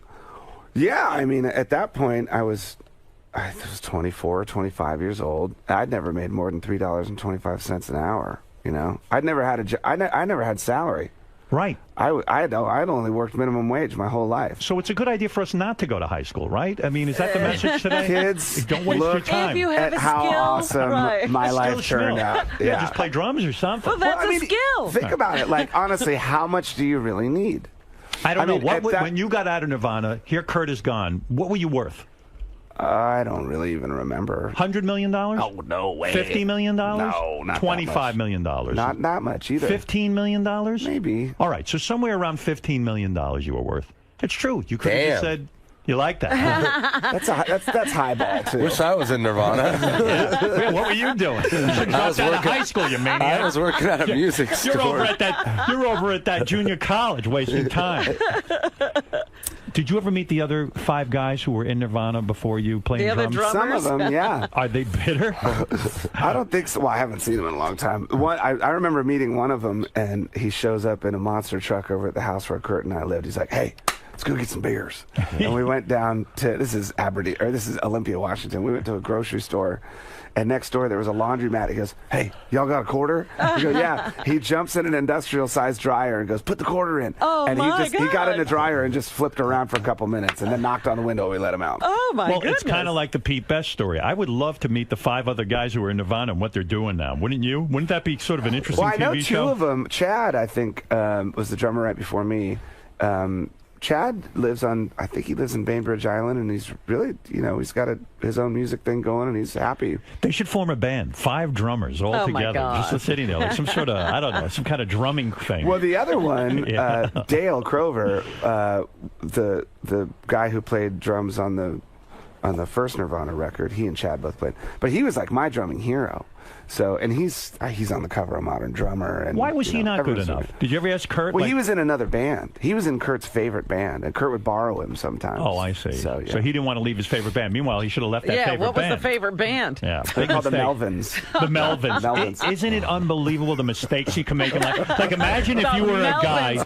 Imagine if you were a guy who said, you know what, I could go to Nirvana or I could go to the Melvins. I'll choose the Melvins. Well, like, I mean, you got to be one. I got to be loyal to the Melvins. You got to be a mess inside after you make a decision like that. I think they're all happy people. Right, Taylor? Because, I mean, you think about it with the drums, you know, you pick the right band, suddenly you got $15 million in the bank. Yeah. You pick the Melvins, and you're working at McDonald's to supplement your income. It's not that No, bad. I think they're doing okay. They're doing okay. Oh, the Melvins? Yeah, they still tour. They really are. Yeah. They are? Yeah. I don't know. I figure anybody who can make a living doing this is good. That's okay. Yeah. No, it's all good. So now, all of a sudden, you could have got, I would look at it as freedom. I've got $15 million in the bank, and if I go and do some music now, there's no risk. Yeah, at least I've got my $15 million. Honestly, that's one of the, I mean, the foundation of this band is so perfect because everything that we've done, we've never really been like, we've never had this aggressive financial, the Foo Fighters. Yeah, right. Like we've always just been mellow. Like, let's make it about the music. Let's not talk about money. Let's just go have a good time. And but what do you mean not talk about money? I mean, Taylor wants to talk about money. He doesn't have $15 million in the bank. Well, you know, when it's, let's not make it about money for you. But I mean, we don't get. No, it's cool. We don't need to get paid for that. That's cool. I'm cool with that. How does it work? You have to determine what Taylor's salary is going to be. You are the boss. That's what I mean. Salary. Well, it's true. Is he, $3.25 an hour, baby. Is he on salary? No. Well, what do you mean no? He's a member of the band. He's a member of the band. Well, what does that mean? Well, that's how it works in this band. Like equal split for everyone? Well, equal split for a lot of the stuff, and then there's some stuff that people just get paid for just for being in the band. And none of the guys are ever unhappy? I mean, Taylor's never once come to you and said, look, I love being in the band, but wait a second here. I'm trying to buy some milk for the kids. You know, the baby needs shoes. Yeah, but you are the boss. Well, you know, also, all of these albums that we've put out, they're on my label, and I just license them to Sony BMG. Oh, is that it? Yeah. And so we own our whole catalog. So nobody tells us how to do stuff. Does Taylor get an annual review where you go, okay, you've done a good job for the year, and here's your bonus? No, we've never really done that. No, I don't even know if I'd understand what that is. Right, because it seems anti-rock and roll to have to be this corporate boss in a sense, but you are big business. Foo Fighters I'm big just business. not that smart either, so it's hard for me to understand. There's some things that I can do well, and then other things I just go, I don't care what. So do you leave that to other people? Are there business people? Absolutely. That you know, take care and of also all that. like my manager. I've had the same manager for 21 years. I've had the same accountant for 21 years. I admire your loyalty. I think you're a very grounded person, and there's not a lot of people in rock and roll who are very grounded. There are a lot of people who are just off their fucking rockers. So, we're talking about business for a second. So, when this guy from Glee comes to you, and he seems kind of like a mafioso, he says to you, we want to use the music of the Foo Fighters for the TV show Glee. Well, let me explain something first. Okay. Glee never approached us to do music. Okay. That came up in conversation when we were doing an interview for the Hollywood Reporter. I was going to ask, is that the way you have to go now in music? You have to go to Glee, you have to go to American Idol? Well, I think the point I was trying to so eloquently make when I talked about it was that I think it's important that bands don't feel pressured to do that sort of big business thing, you know? Like, we all grew up in garages and garage bands and van tours, and, you know, whenever anybody asks me musical advice, I say, you know what, just be good at what you do and don't expect much. And if that's not enough, then don't do it, because it's impossible to make it in the music industry. You got to be either really, really good or you got to be really, really lucky, or both. Well, there used to be artists who, like The Who, who would say we would never commercially use our music, we would never put in a commercial, we wouldn't put on a TV show, and they all seem to have shifted because the model changed. The model changed. That, like, that's how you get your music out of here. But it seems to me it's become okay to sell out. I kind of admire that you wouldn't go to Glee, but then the guy from Glee is saying, hey, you know, fuck the Foo Fighters. They almost make it seem like you're homophobic or something if you won't give your music to Glee. Well, you know, it's funny because I said that, like, man, you know, I said that's not fair that he thinks that everyone should do the show, you know. Right. And then the next day, I told my manager, I'm like, hey, I kind of said some stuff about Glee. And it was like, oh no, you did. Oh my God, what was it? And then, but then the Ryan and then Murphy. Elton John came out. And Elton John came out. I mean, basically like Slash and the guys from Kings of Leon. I know those guys. Like, they're nice guys, you know? Right. And the creator of Glee sort of came down hard on them for not agreeing to use the music, right? Right. So I was kind of sticking up for them. Like, yeah, you shouldn't have to do that. No, why do you got to do that? And then actually the guy, Ryan Murphy, he kind of said, like, you know what, you're right, I was kind of a jerk about it, and I shouldn't have said that. Yeah, because I mean, it's almost, when I say the mafia, it's like a tactic. Like, I'm going to pressure you. You're not down with dude, Glee. if I had a nickel for every time that's happened to us, over the years, I remember one time we were doing something, and we were here in New York City, and someone said, okay, there's that red carpet thing you got to go to. And we had a show that night. I'm like, oh, God, do we really? He's like, yeah, you have to go. And I said, are you telling me that my career is going to end if I don't go walk that red carpet? And they basically said, might. Oh, wow. Or a radio show. Yeah. There was a radio station in like Kansas City or something like that said, we want you guys to play. And our guitar player at the time, Franz, just had a kid like 2 days before. Right. And I said, we can't make it. And they said, if they don't come and play this radio show, we're going to pull them from all of our playlists. That's right. And then they said, well, at least Dave has to come MC it. I said, you know what? I will come MC it. Right. And I'm going to stand there on stage and tell everybody, you know, I'm here because your favorite radio station just said, if he doesn't do this, we're going to stop playing it. So it happens to everybody. And, but as a guy you know what you in got to say? radio- You got to say, fuck you. Well, you know, I admire that because as a guy in radio, I've been on the opposite end of that and seen program directors say, listen, let's pull them from every radio station in the country It's if happened. they don't comply. And next thing you know, you're at the Jingle Ball. You know? 16 years we've been in this band. It's happened to us more than once. And you have to take And you a just got stand. to say, fuck you. That's why we're still here. You absolutely do, and I'll tell you why. Because for every program director, you could end up your entire year touring and doing free Jingle Balls all over the country. and literally, because they will strong-arm you and say, we will run you out of the business. Right. But there are certain bands who will say, fuck you, and I'll take my chances.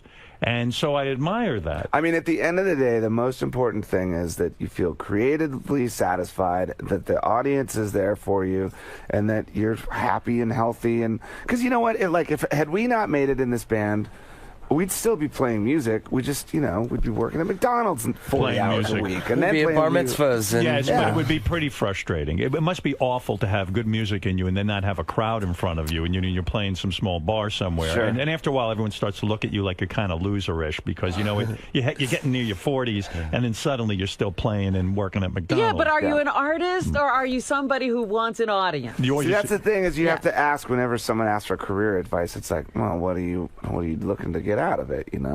Right. Do you want to just play great music and have a good time, or do you want to be a bazillionaire? Well, I knew when I got into radio, I never thought I'd ever make any money. I actually just liked the idea of being on the radio, and I was pretty sure I'd be a complete failure. Where did you start? I started at a radio station in Westchester. It was called Progressive Radio in the Woods. Because I remember you when I was in D.C. as a kid. Right. Yeah, Well, we were remember there. you from then. That's But I right. had already been around about 8-10 years before D.C. You've never seen the movie? Yeah, I saw the movie. See it twice. I was brilliant in it. You were. So, boys, it's the music industry has changed. You have a new album out. Yes. It's a little scary to me. I mean, the days of Nirvana, there wasn't the internet thing going big time. When you sold records, everyone had to get that music through the CD. They got to experience that. You put out a record now, it's like if you sell 1 million copies, you're lucky, right? That would be a big record. That would be a big record. That would be a really Isn't big that record. nuts? Are you angry about that? Are you upset by that? That all your work is given We away sell free? out stadiums now, dude. So that's how you make your money. But what about these? But what about these bands who come out now? They don't get the $15 million cushion like Nirvana got. Because No, not really. It's pretty sad, right? Well, I mean, I don't know what it's like to be young and in a band now. I only know what it's like to be in this band. And the way we do it, we just, like the new record, we made it in my garage. It was like, how can we make this interesting? How can we do it so that it's not like the last 6 times we've done it? And how can we do Why do we care that you made it in a garage? Does it make it sound better, the record? I think so. Does, Yeah? Yeah. Why? Because it's in a Because garage? it sounds different than every other record on the radio. It has character to it. Yeah. Plus, we did it to tape. We didn't use any computers or anything like that. Why? Why do we care about that?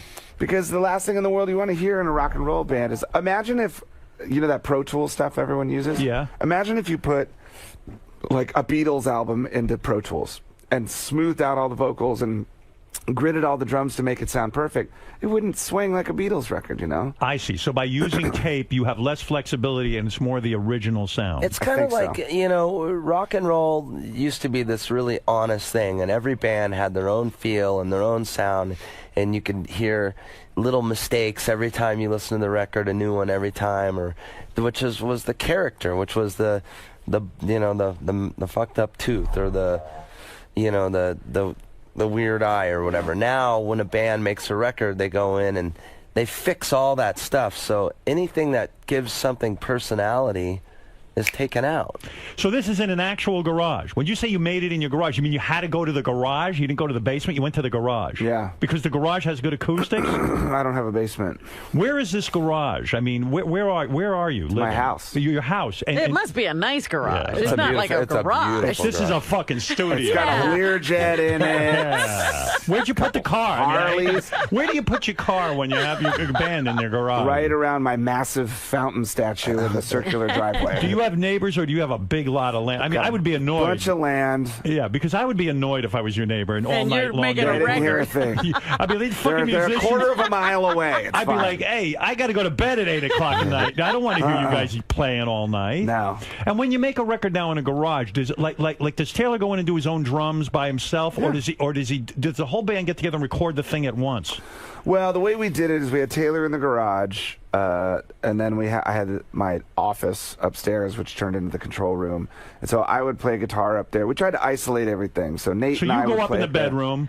Taylor's in the garage. It's like the Partridge Family. Yeah, we're all on It's like headphones, and it sounds like fun. Wow. It was great. Does your wife get annoyed? No. she was cool. Don't you need, we have to talk about chicks. Don't you need new young chicks in your life to inspire this music? It is about youth. It is about Those are our I children. can't. I've never. Yeah, I but it's can't about write about fucking. chicks Oh, those are your anymore. girlfriends. Oh, I didn't realize you have wives and girlfriends. I can't. It's hard for me to write about chicks. Is it? Yeah. Well, Nirvana didn't write about chicks, right? I never really wrote about chicks. You never did. That song Everlong was about a chick.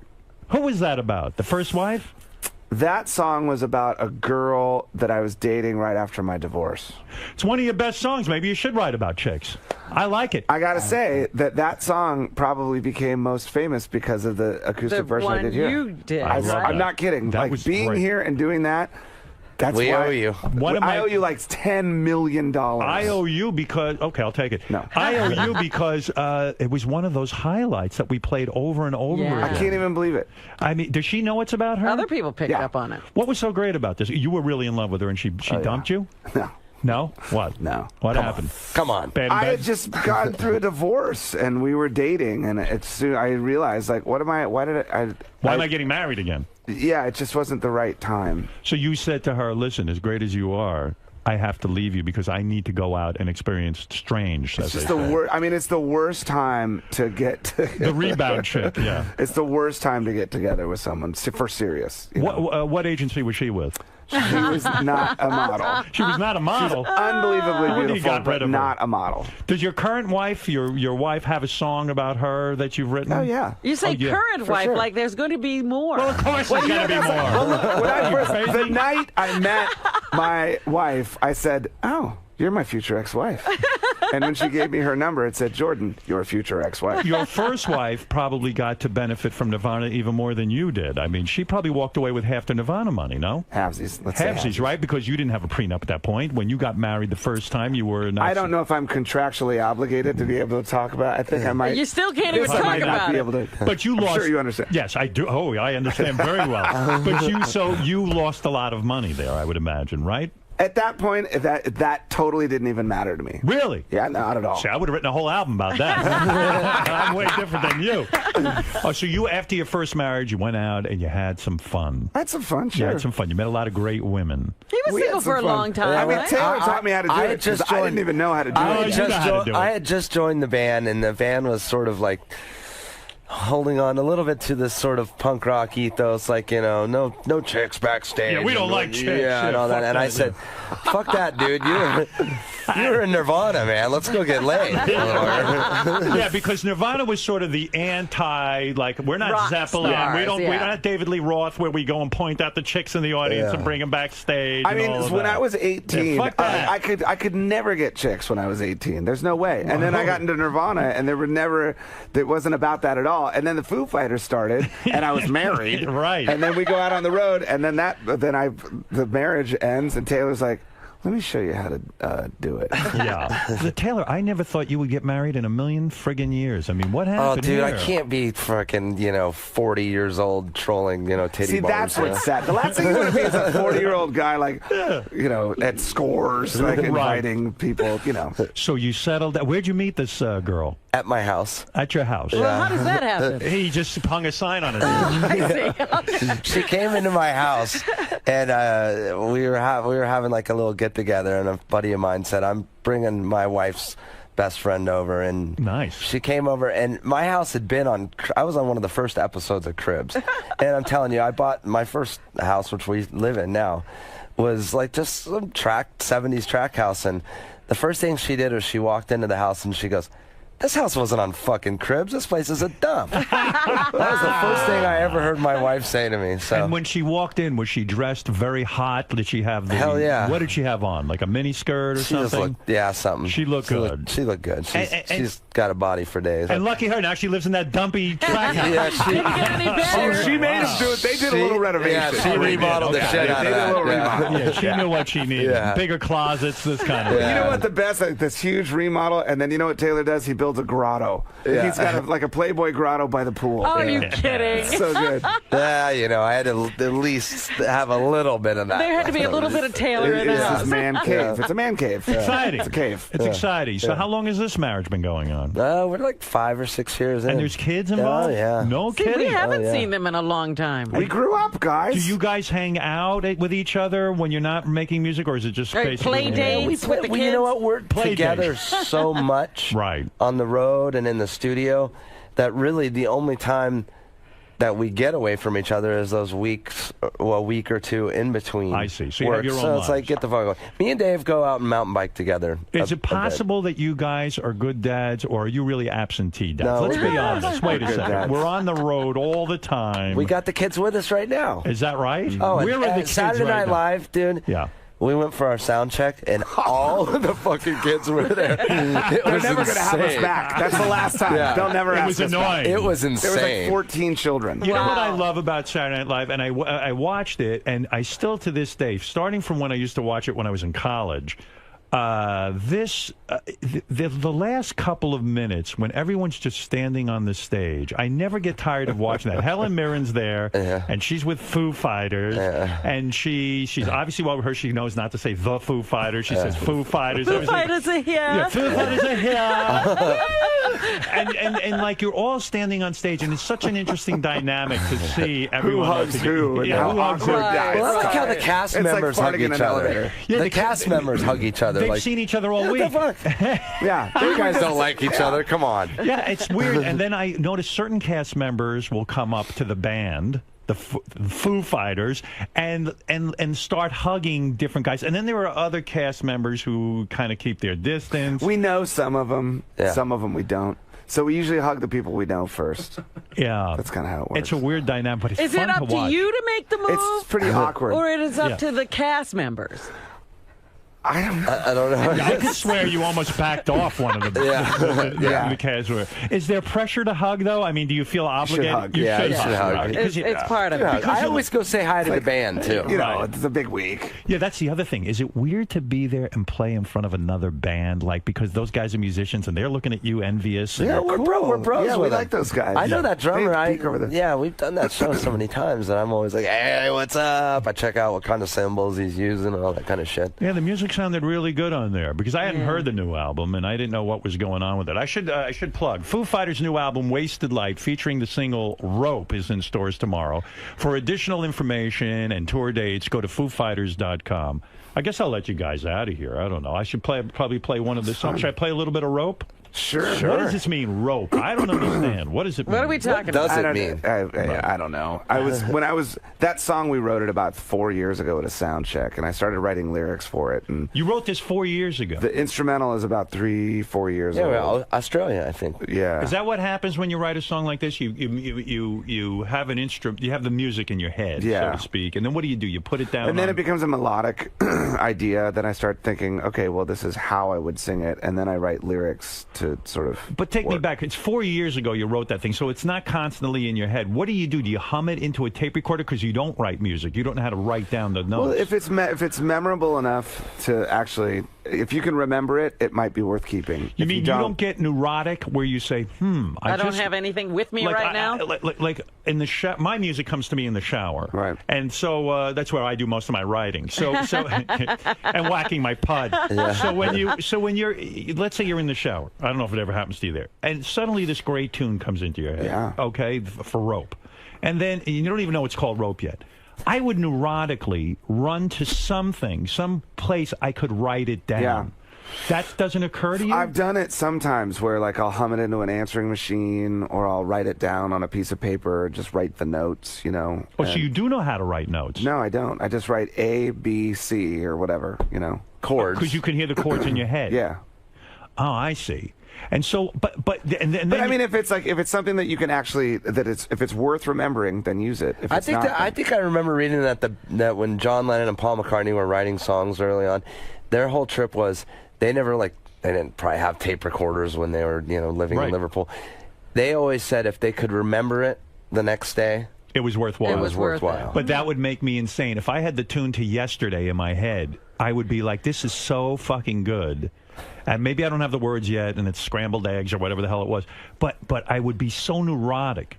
Like, I know I walk around with a piece of paper all the time. I have some ability on a phone or something to write down an idea of some topic I want to do on the air.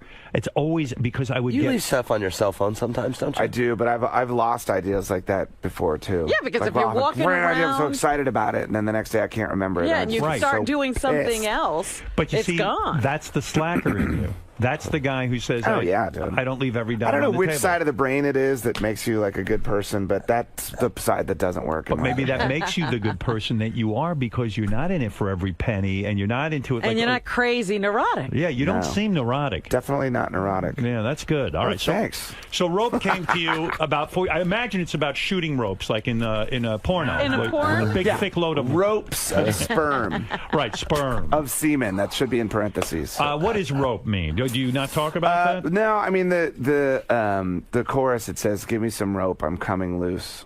See? And so, right, coming. Yeah. Coming loose. Give me loose. some rope. I'm coming. Like a suicide song? No, it's more about Give me some a distance. lot of the love songs that I've written have had to do with the feeling of being restrained by commitment, but liking it.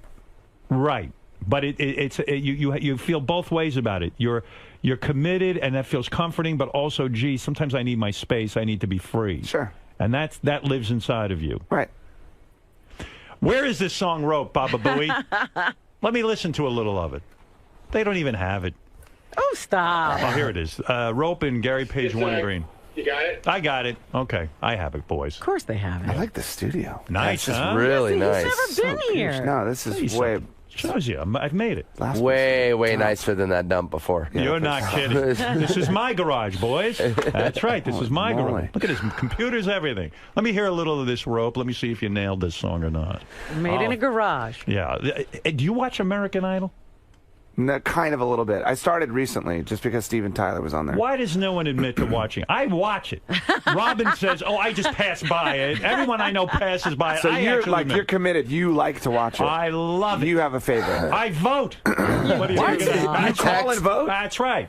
Listen, who you voting I'm an for? American. If you don't vote, then you can't complain about who your idol is. What did you think about the Pia girl getting disgraceful? She had real sex appeal. She had the good look. I liked her, but I didn't vote that week, and I blame myself. For that. There you go. But you know what's going to happen now? She's going to be the most famous one of them all because she of the already got a sympathy that record. you It's have. never the winner. It's the person who. Right. Yeah. Who wants to win American Idol? I'm calling for hearings, investigating what went wrong. So you do watch it. You watch it for Steven Tyler. have. Did you first almost think Steven Tyler made a terrible mistake because he's so iconic. I mean, he's Steven Tyler. He's a brilliant musician, one of my favorites. Sure.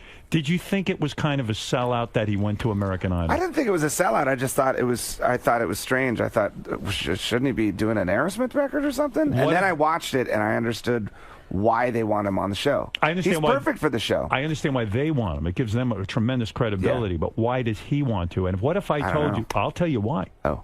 Because I know people. He did it for the money. Think so? Not think so. Know it. Is it tons of bread? It's about $15 million a year. Holy moly. And he needed the bread. Now, why does a guy in Aerosmith do that? Yeah, you would do it. That's Nirvana money. Yeah. He got money. $15 million. J-Lo got around. I happen to know she did it for the money, too. She needed the money. I can understand that. She didn't need the money. Come on. I mean, these are people who made a lot of money, right? I'll fill you in. How much afterwards. do you need? No. She needed it. Got a high lifestyle there. She's not I in know a crack everything. home. I have dossiers on people. Oh my God. That's right. Randy, the other judge, he gets $300 an episode. Free and clear. They even pay his taxes. The musician of the group. All right, here we go. Let me listen to a little of the boys playing some of their music here. Let's see what.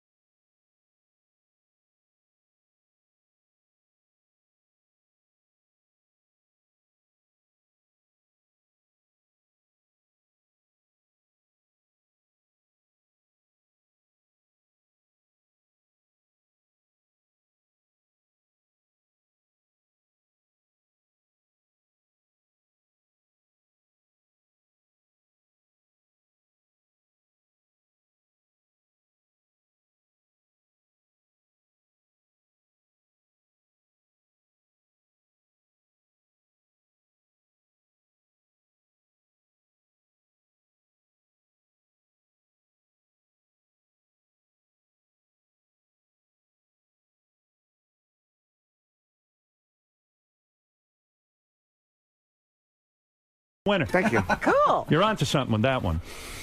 That's our first single. Now, when you say a single, where the hell do you go to play this? All the rock stations are almost gone. You got KROQ in Los Angeles. We'll play it. I don't even know in New York if there's a rock station left. Is there? There's only classic rock. I don't really know how it works anymore, but I know that like DC lost HFS. Yeah, it's almost like, why even bother putting out a single? Isn't there an alternative station? Satellite, I guess. Satellite. You know, Well, we'll play it. We have 50 stations that'll play it. Yeah. Yeah, absolutely. Real quick, couple of questions, and then I'll let you guys out of here, and you can go back to your kids. Joe, go ahead. You're on the air. Hey, Howard, how you doing? Is that Dave? What's up, Joe? It's Dave and Taylor. I got to just Taylor. I just wanted to tell Dave, man, that on that Paul McCartney tribute, you fucking smoked the house. You were like the Why are you laughing when he says that? That's true. I happen to see it. You fucking smoked the house. Well, you did smoke it. Thanks. That's why I'm laughing. Was that a thrill for you? I mean, I Yeah, love. is that fun? Are the Beatles your inspiration? Were they the reason? They were the first band I ever really loved. You didn't appear to be nervous at all playing in front of that crowd. Paul McCartney, The Kennedy Center thing? Obama, the whole thing. You didn't. You just get out there and you do it. Were you? No, I'm pretty nervous. You were. I always get Well, how does nervous. that manifest? like that ass kicking. That was fucking incredible. How does that Thanks, Joe. How does Thank you, Joe. How does that nervousness manifest itself? Well, like, did you see, like on SNL? Right. See how I was spazzing out so hard? I was snapping my neck around. No, you were comfortable because you were with Foo Fighters. You were with the band. Yeah, but it's still kind of nerve-wracking to do things like that. Oh, yeah, it's but scary. to do like, is it? You still get nervous about that? Even Saturday Night Live? Really? It's the worst. That's the one that you get most nervous about. See, people are shocked to hear that. Like when I go on Letterman, the reason I do it like every 5 years. Do you get nervous? I hate it. It's not nerves. It's just I put a lot into it, and I want it to go off properly. You can't relax. I don't relax, and it ruins my week. It ruins the whole fucking Absolutely. week. If I could just go on. No, when they tell us, okay, you guys got SNL, and you know that's 2-3 months from now. I'm just nervous every for 3 day. And when you months. think about it, like your balls shift and your asshole goes.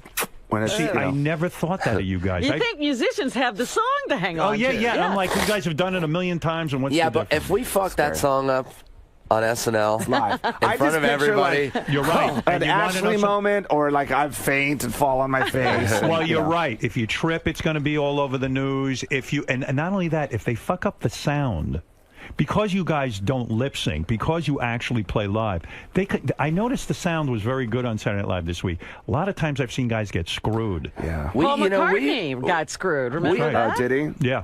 We got a guy named JC that works for us, and he's sort of like the Obi-Wan Kenobi of our whole scene, and he goes in there and he sits in there with the sound guys and the camera guys. He's worth his weight in gold because he is. that can really screw you up. All right, take one more. Wait a minute. I want to know what Taylor's spitting. I'm dipping. Oh, are you do chew? Yeah, I quit smoking. But that chew though will give you mouth cancer. Well, I know. I'm tapering. This is a tapering off kind of It's thing? better than smoking. No kidding. You like that tape, man? That's hardcore. It's fucking gross. It's the Dave, you grossest don't thing in chew, the do world. you? No. You love him because he does all the wrong He things. does all the things that I shouldn't be doing. Right. You So admire him I because watch. you're so under control, no drugs, no this, no that. He does everything, and you admire it. You And I want just sit and laugh. you live vicariously What a through dumb him. shit. Is he your Joe Perry in a sense? Because I noticed Steven Tyler, when he performs, he has one. Joe and him, they look cool together. I see you like the way you like his Well, whole he and aura. I are definitely best friends and have a good connection musically. And you know, when we're on stage, I probably spend most of the time focused on Taylor. And, you know, Because he has the look, right? When we met, he has the look. He What? does. He's looking at him for his looks? looking at me. Looks have a lot. He takes his shirt off and he's got Literally, when we met, You know what? He has a man crush on you, and I don't give a fuck what anyone says. Am I it right or goes am I back wrong? and forth. It's back and forth. When we met, You guys ever touch each other's penises? just that one time. Take it easy. Is it a bromance? You guys have a bromance, right? The day we met, it was like long lost brothers. Right. It really was. You know, right away. People don't like to admit this, but a band, a lot of it has to do with look. And I don't give a fuck that you're in Nirvana because He picked him Kurt because of his Cobain- looks. No, listen, he's a dynamite drummer. I mean, you can really. Okay. I mean, I've watched you. You're fantastic, and you. Thanks, but Howard. yes, Dave has a crush on Taylor. He does. Listen, if I had to date a man, it would be either one of these two guys. Why not? I like it. It's about the look. You still have to look cool when you're up on stage. Well, he's got a nice personality too. I mean, But you have to have a cool, youthful look. Like I was looking at Dave on TV. You got the long hair, but it's still dark. You don't have any gray. You know, you look youthful. You have to. You know. That's it. Which one of these two guys would you fuck, Robin? Oh my God! Would you Here fuck we Dave go. or Taylor? I'm based I'll on. fuck both of them. Good for you. That's going to be quite a night. One last question. That's going to be quite a night. maybe we could touch penises. We've never done it before. I mean, It's going to get weird. You guys ever see each other naked? Oh, I don't know. Maybe. I don't know. No. All right. Well, Wally, go ahead. You have the last word, and then I'm going to let the boys out of here. Oh, hey, now it's thanks for taking my call, Howard. These guys are my Beatles, but I just want to know, on the Stern Show Shuffle, they had Courtney Love that Hall on there talking shit that Dave wrote that song Hero about Kurt, and I heard The song Hero was about Kurt? No, not really. Who was it No, I about? know Who that's was my bullshit. hero? I sort of wrote that song about Great song. about this friend of mine, this guy Pete Stahl. Pete Stahl? Yeah, Pete Stahl. What is I Pete was in a Stahl? band with him years ago. He was this dude that, like, basically, he was my mentor. When I first dropped out of high school, I joined his band, and he taught me how to make it on the road. And what is... I'm not following that. What is Pete Stahl? Pete. Pete is his name. Oh, Pete Stahl. Oh my goodness! I thought it was a disease. Some guy you had Pete Stahl. Something you get on your feet. He was your hero because he showed you the ropes. Yeah, he's just like a good dude, you know. Whenever I hear that song, I think about my dad. Really? Yeah. Good. There goes your hero. Because that's what. Because I think about when it's not that when I was a little boy, I worshipped him because he was my dad, and there goes my. I get emotional thinking about it. All right. I'm going to pass on. I'm going to go on. Don't ever sing that song around me. Make me look like a big puppet. Don't cry. I don't want to see Howard Stern very cry. fucking macho. He might have come the closest to get me to cry with that song. All right, listen. Next Dave time. Grohl, Taylor Hawkins, you two guys are some of my favorite people. It's good to be back, Howard. I'm We glad to shouldn't have wait you here. so long. Yeah. Well, you're a busy man. I even said, I don't know, with these Foo Fighters. Very We busy. didn't even know you were going to show up today. Yeah, I said, I don't know. But I'm so glad you came in. Thanks. I wish you a lot of success with the new record. I guess you're going to be on tour everywhere, right? Yeah. Okay. Foo Fighters' new album, Wasted Light, featuring the single Rope, is in stores tomorrow. For additional information and tour dates, go to FooFighters.com. Very important website that you must be on. Boys, anything you want to say to the audience before you leave? I'll leave it with the last words.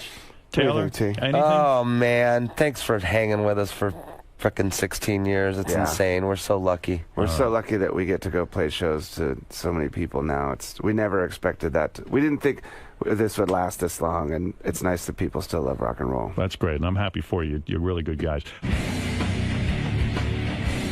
Dave, there seems to be this mutual respect between you and Howard that goes back a long way. You said you credit him with really putting you guys over the top. Honestly, man, that time when we went and did the acoustic version of Everlong on the air, which wasn't really planned. Someone said, there'll be a guitar there for you in case he asks you to play a song. And I'd never performed one of our songs acoustic, I don't think. Oh, okay. And that was the only one that seemed like it would work. And he just started playing the shit out of it. You guys kind of captured was the everywhere. moment. It was kind of like an impromptu thing. No, it was great. That's what it's all about. It was awesome. What do you respect most about Howard? And you know, you guys keep coming back, and you know, it seems like this is going to keep going for a long time. Your relationship. Well, you know, he seems like a genuinely nice dude, and I know that he's got this bad boy reputation, but he's always seemed like a really good dude, and he loves music. Plus, he did it his way. Yeah. Like, he He's got a does lot of done integrity. every single thing his way. He did not fucking back down ever. When you watch that movie, I love that movie. Yeah. Private Parts. He just did it his way. Well, it's sort of like you guys have learned to say, like you were saying just earlier, fuck you to some of the people trying to make you do all these appearances and do all things. You're doing it on your own terms. Yeah, I think he's done the same thing. Yeah. So fuck you. Good luck, guys.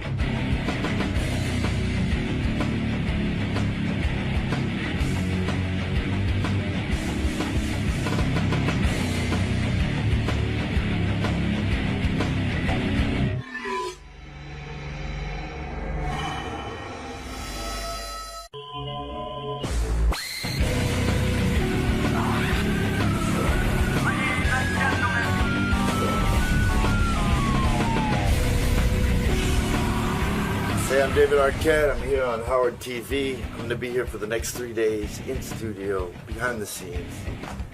Give you a glimpse, me a glimpse of the inner workings of the Howard Stern Show. Check out Ronnie's fabulous mustache. Fucking mustache is kicking ass. You see that thing? You're loving it. It's handlebar. I mean, fucking hell. You guys should be riding around the halls in Harley Davidson.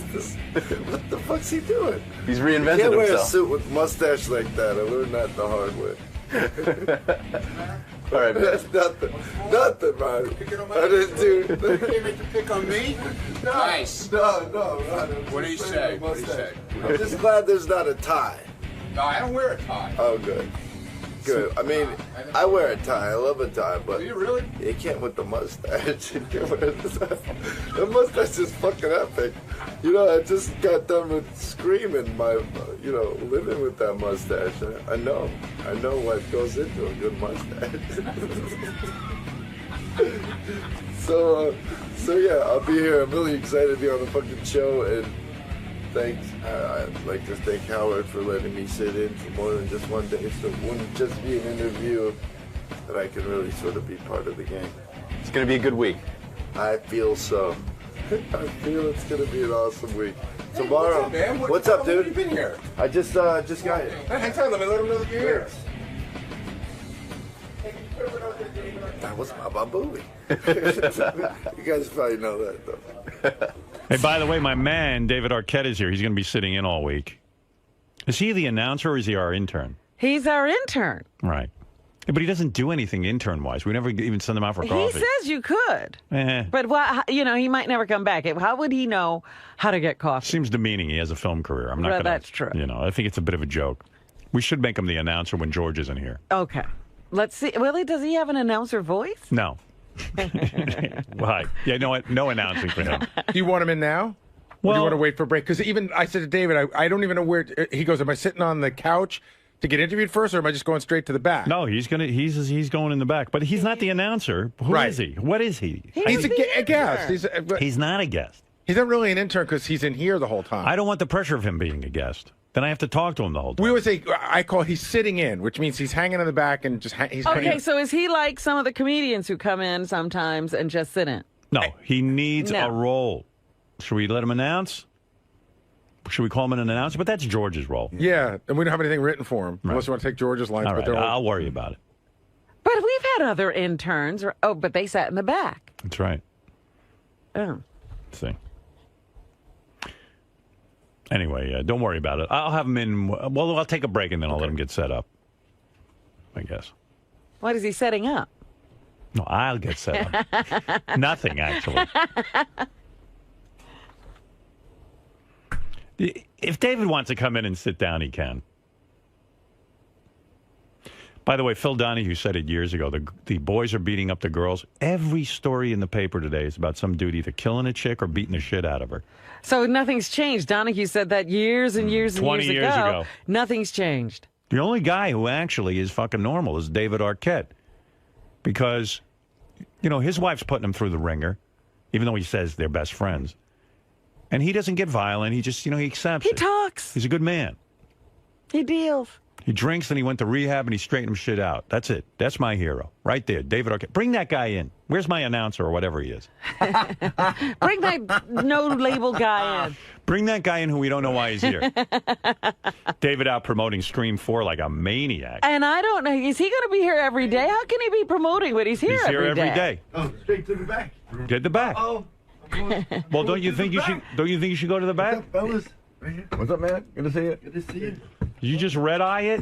I just red-eyed in, man. Look at you. You're like you're red-eyeing from the close. Hey! What'd you lose weight? I lost some weight, man. You look handsome. Thanks, bro. Don't get any thinner than this, though. No, sir. Let me see where Do we have to send you back for anorexia? What's going on? Let me see where your mic is. What mic is he on? Is that the Artie mic? You know what? What are you doing? He's on George's mic.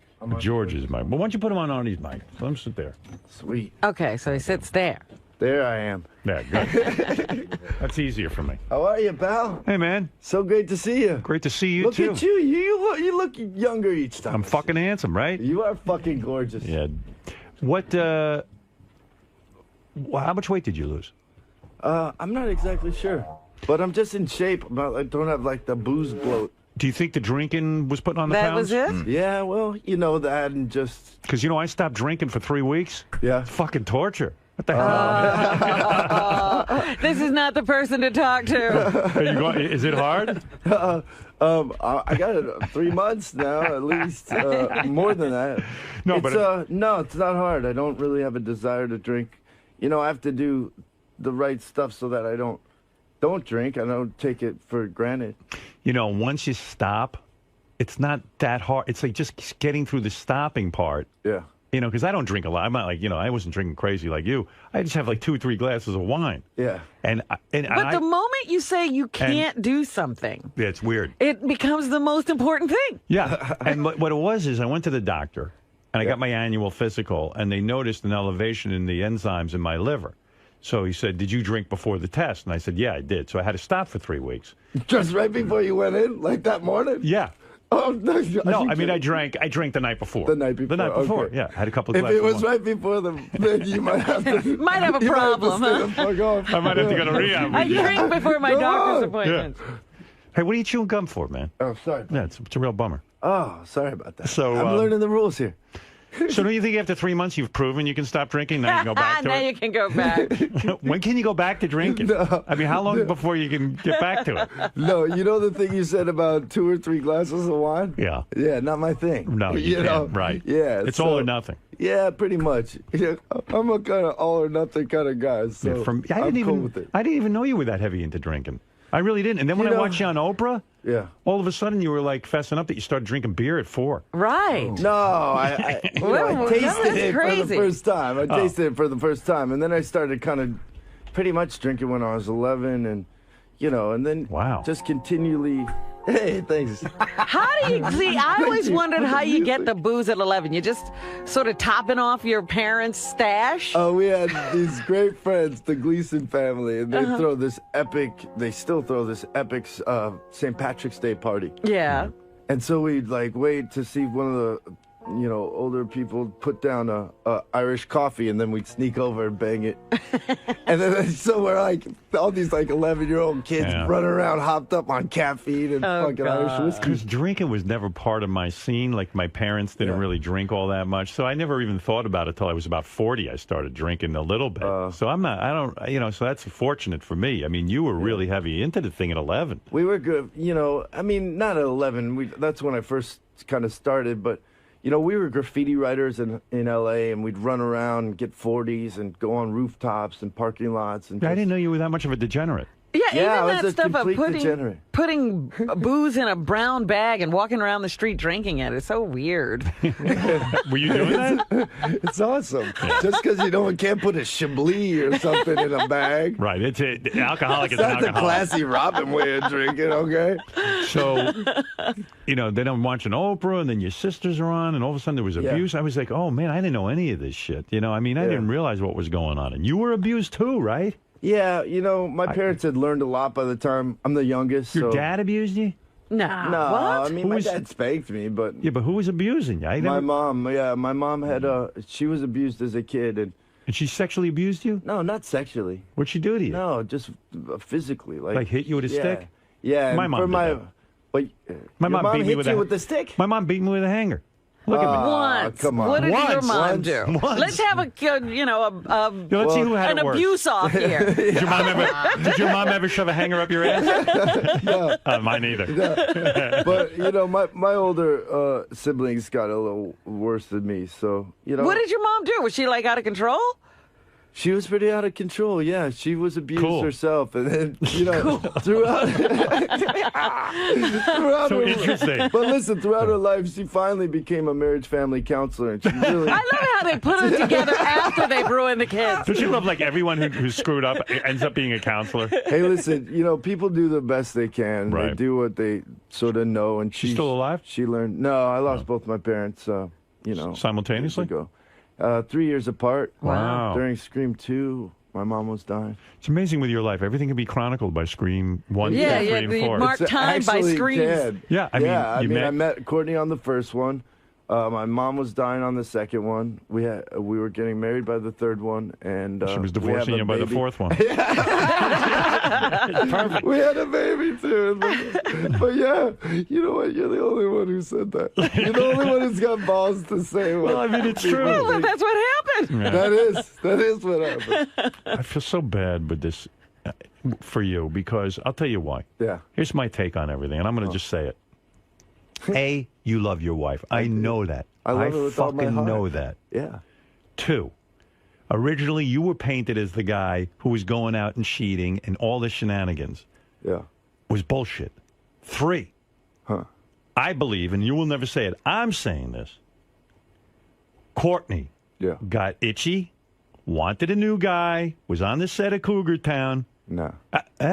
This is my feeling. I hear you. I don't care what you I think. respect you, but listen, we have a really super fucking honest relationship, and that would have come out. I don't believe it. She wanted her co-stars. No. I mean, now I see her with a new co-star. Yeah, they write that shit up. I Do you knew think she's with that any guy of was those guys? going with her, and I know they're friends, and I know it's all open. You think Courtney's not seeing one of those two fucking guys? Absolutely no, 100%. I say she is. Not. I say you're living in denial. No. You swear she's not fucking these guys? I swear. Yeah, she's not fucking. She better not be. She's not. What are you going to do if she really is? You comes better down- not be. I'm going to say something. It comes down to different shit. You're man. that It comes confident. down to like. Then why are they on vacation with her and your daughter and all that stuff in the paper? Because That's he's got to a be friend making... of ours. He's a friend of all of ours. No, Bullshit listen. friend. Listen, if my wife had a friend like that, that shit's going to stop real quick.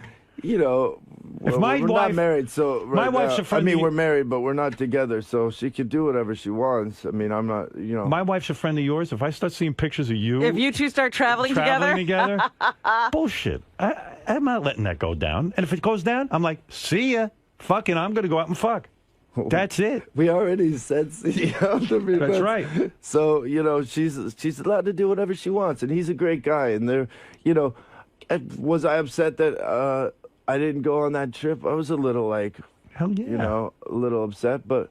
You know, I had my own trip, and I had a lot of fun, and we met up in Disney World and had a blast. What do you mean as a you had family. your own trip? You mean you went with your daughter somewhere by No. yourself? No, while they were away, I went down to Chile, to Lollapalooza, and had Oh, a no blast. kidding. How's Yeah. that? Chile, man. Unbelievable. That scares the shit out of me. No, man. Chile. You have to go, man. South America is an incredible place. You went to and Chile is and like, you went to Lollapalooza? You wouldn't believe Chile. It's like a beautiful city. You like went to- Santiago's incredible. Yeah, my daughter lived there for a year.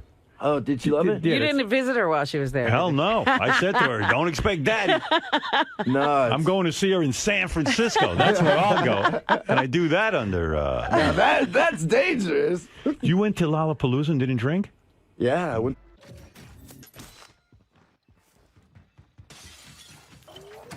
Nossa, é verdade, eu tô de especialista, eu posso pegar um colete de médico. Nossa. Ah, o gancho não vai pegar a gente. Você tá perdendo o terreno. Agiliza. Né, Mikael? Deixa eu ver se ele pegou o colete.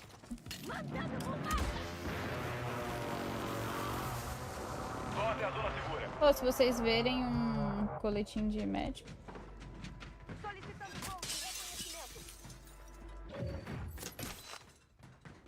Os caras estão vindo aí na direita.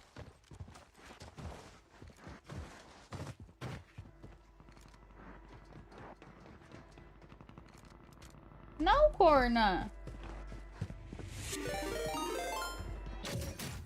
Nem ferrando! Que foi? A Milena mandou raid. Valeu, Mi. Nossa, vindo aí. Da onde? Socorro! Das barracas. Ah, é aqueles caras, pô. Agora já... Não, dá tempo, dá tempo. Valeu, Mi. Sejam bem-vindos, galera. Valeu por seguir, Jéssica. Seja bem-vinda. Valeu, Nick Boy. Gente, esquece. Nick Boy. Uai, pra mim é Nick. Tá seguindo Ei, no morri. Morri. Eu não quero ficar aí, não. Aí tá ruim. Vamos pegar aqui. Aqui também não tá grande coisa, não. Como é que sobe aqui, Jesus amado? Achei. Tem cara em todos os lados, por toda parte. Ali. Não, ele tá parado, Bárbara. Black Noia. Posso pegar? Ali. Não. Calma, tio. Por dois quebrados. Ah, você mandou o bagulho, ele meteu o pé. É, a caçada Foi. tá vindo. Parece que tá aqui já. Não levei. Pera aí, não gasta sei onde não. eu tô. Eu posso subir. Eu subo, eu subo. Você vai descer?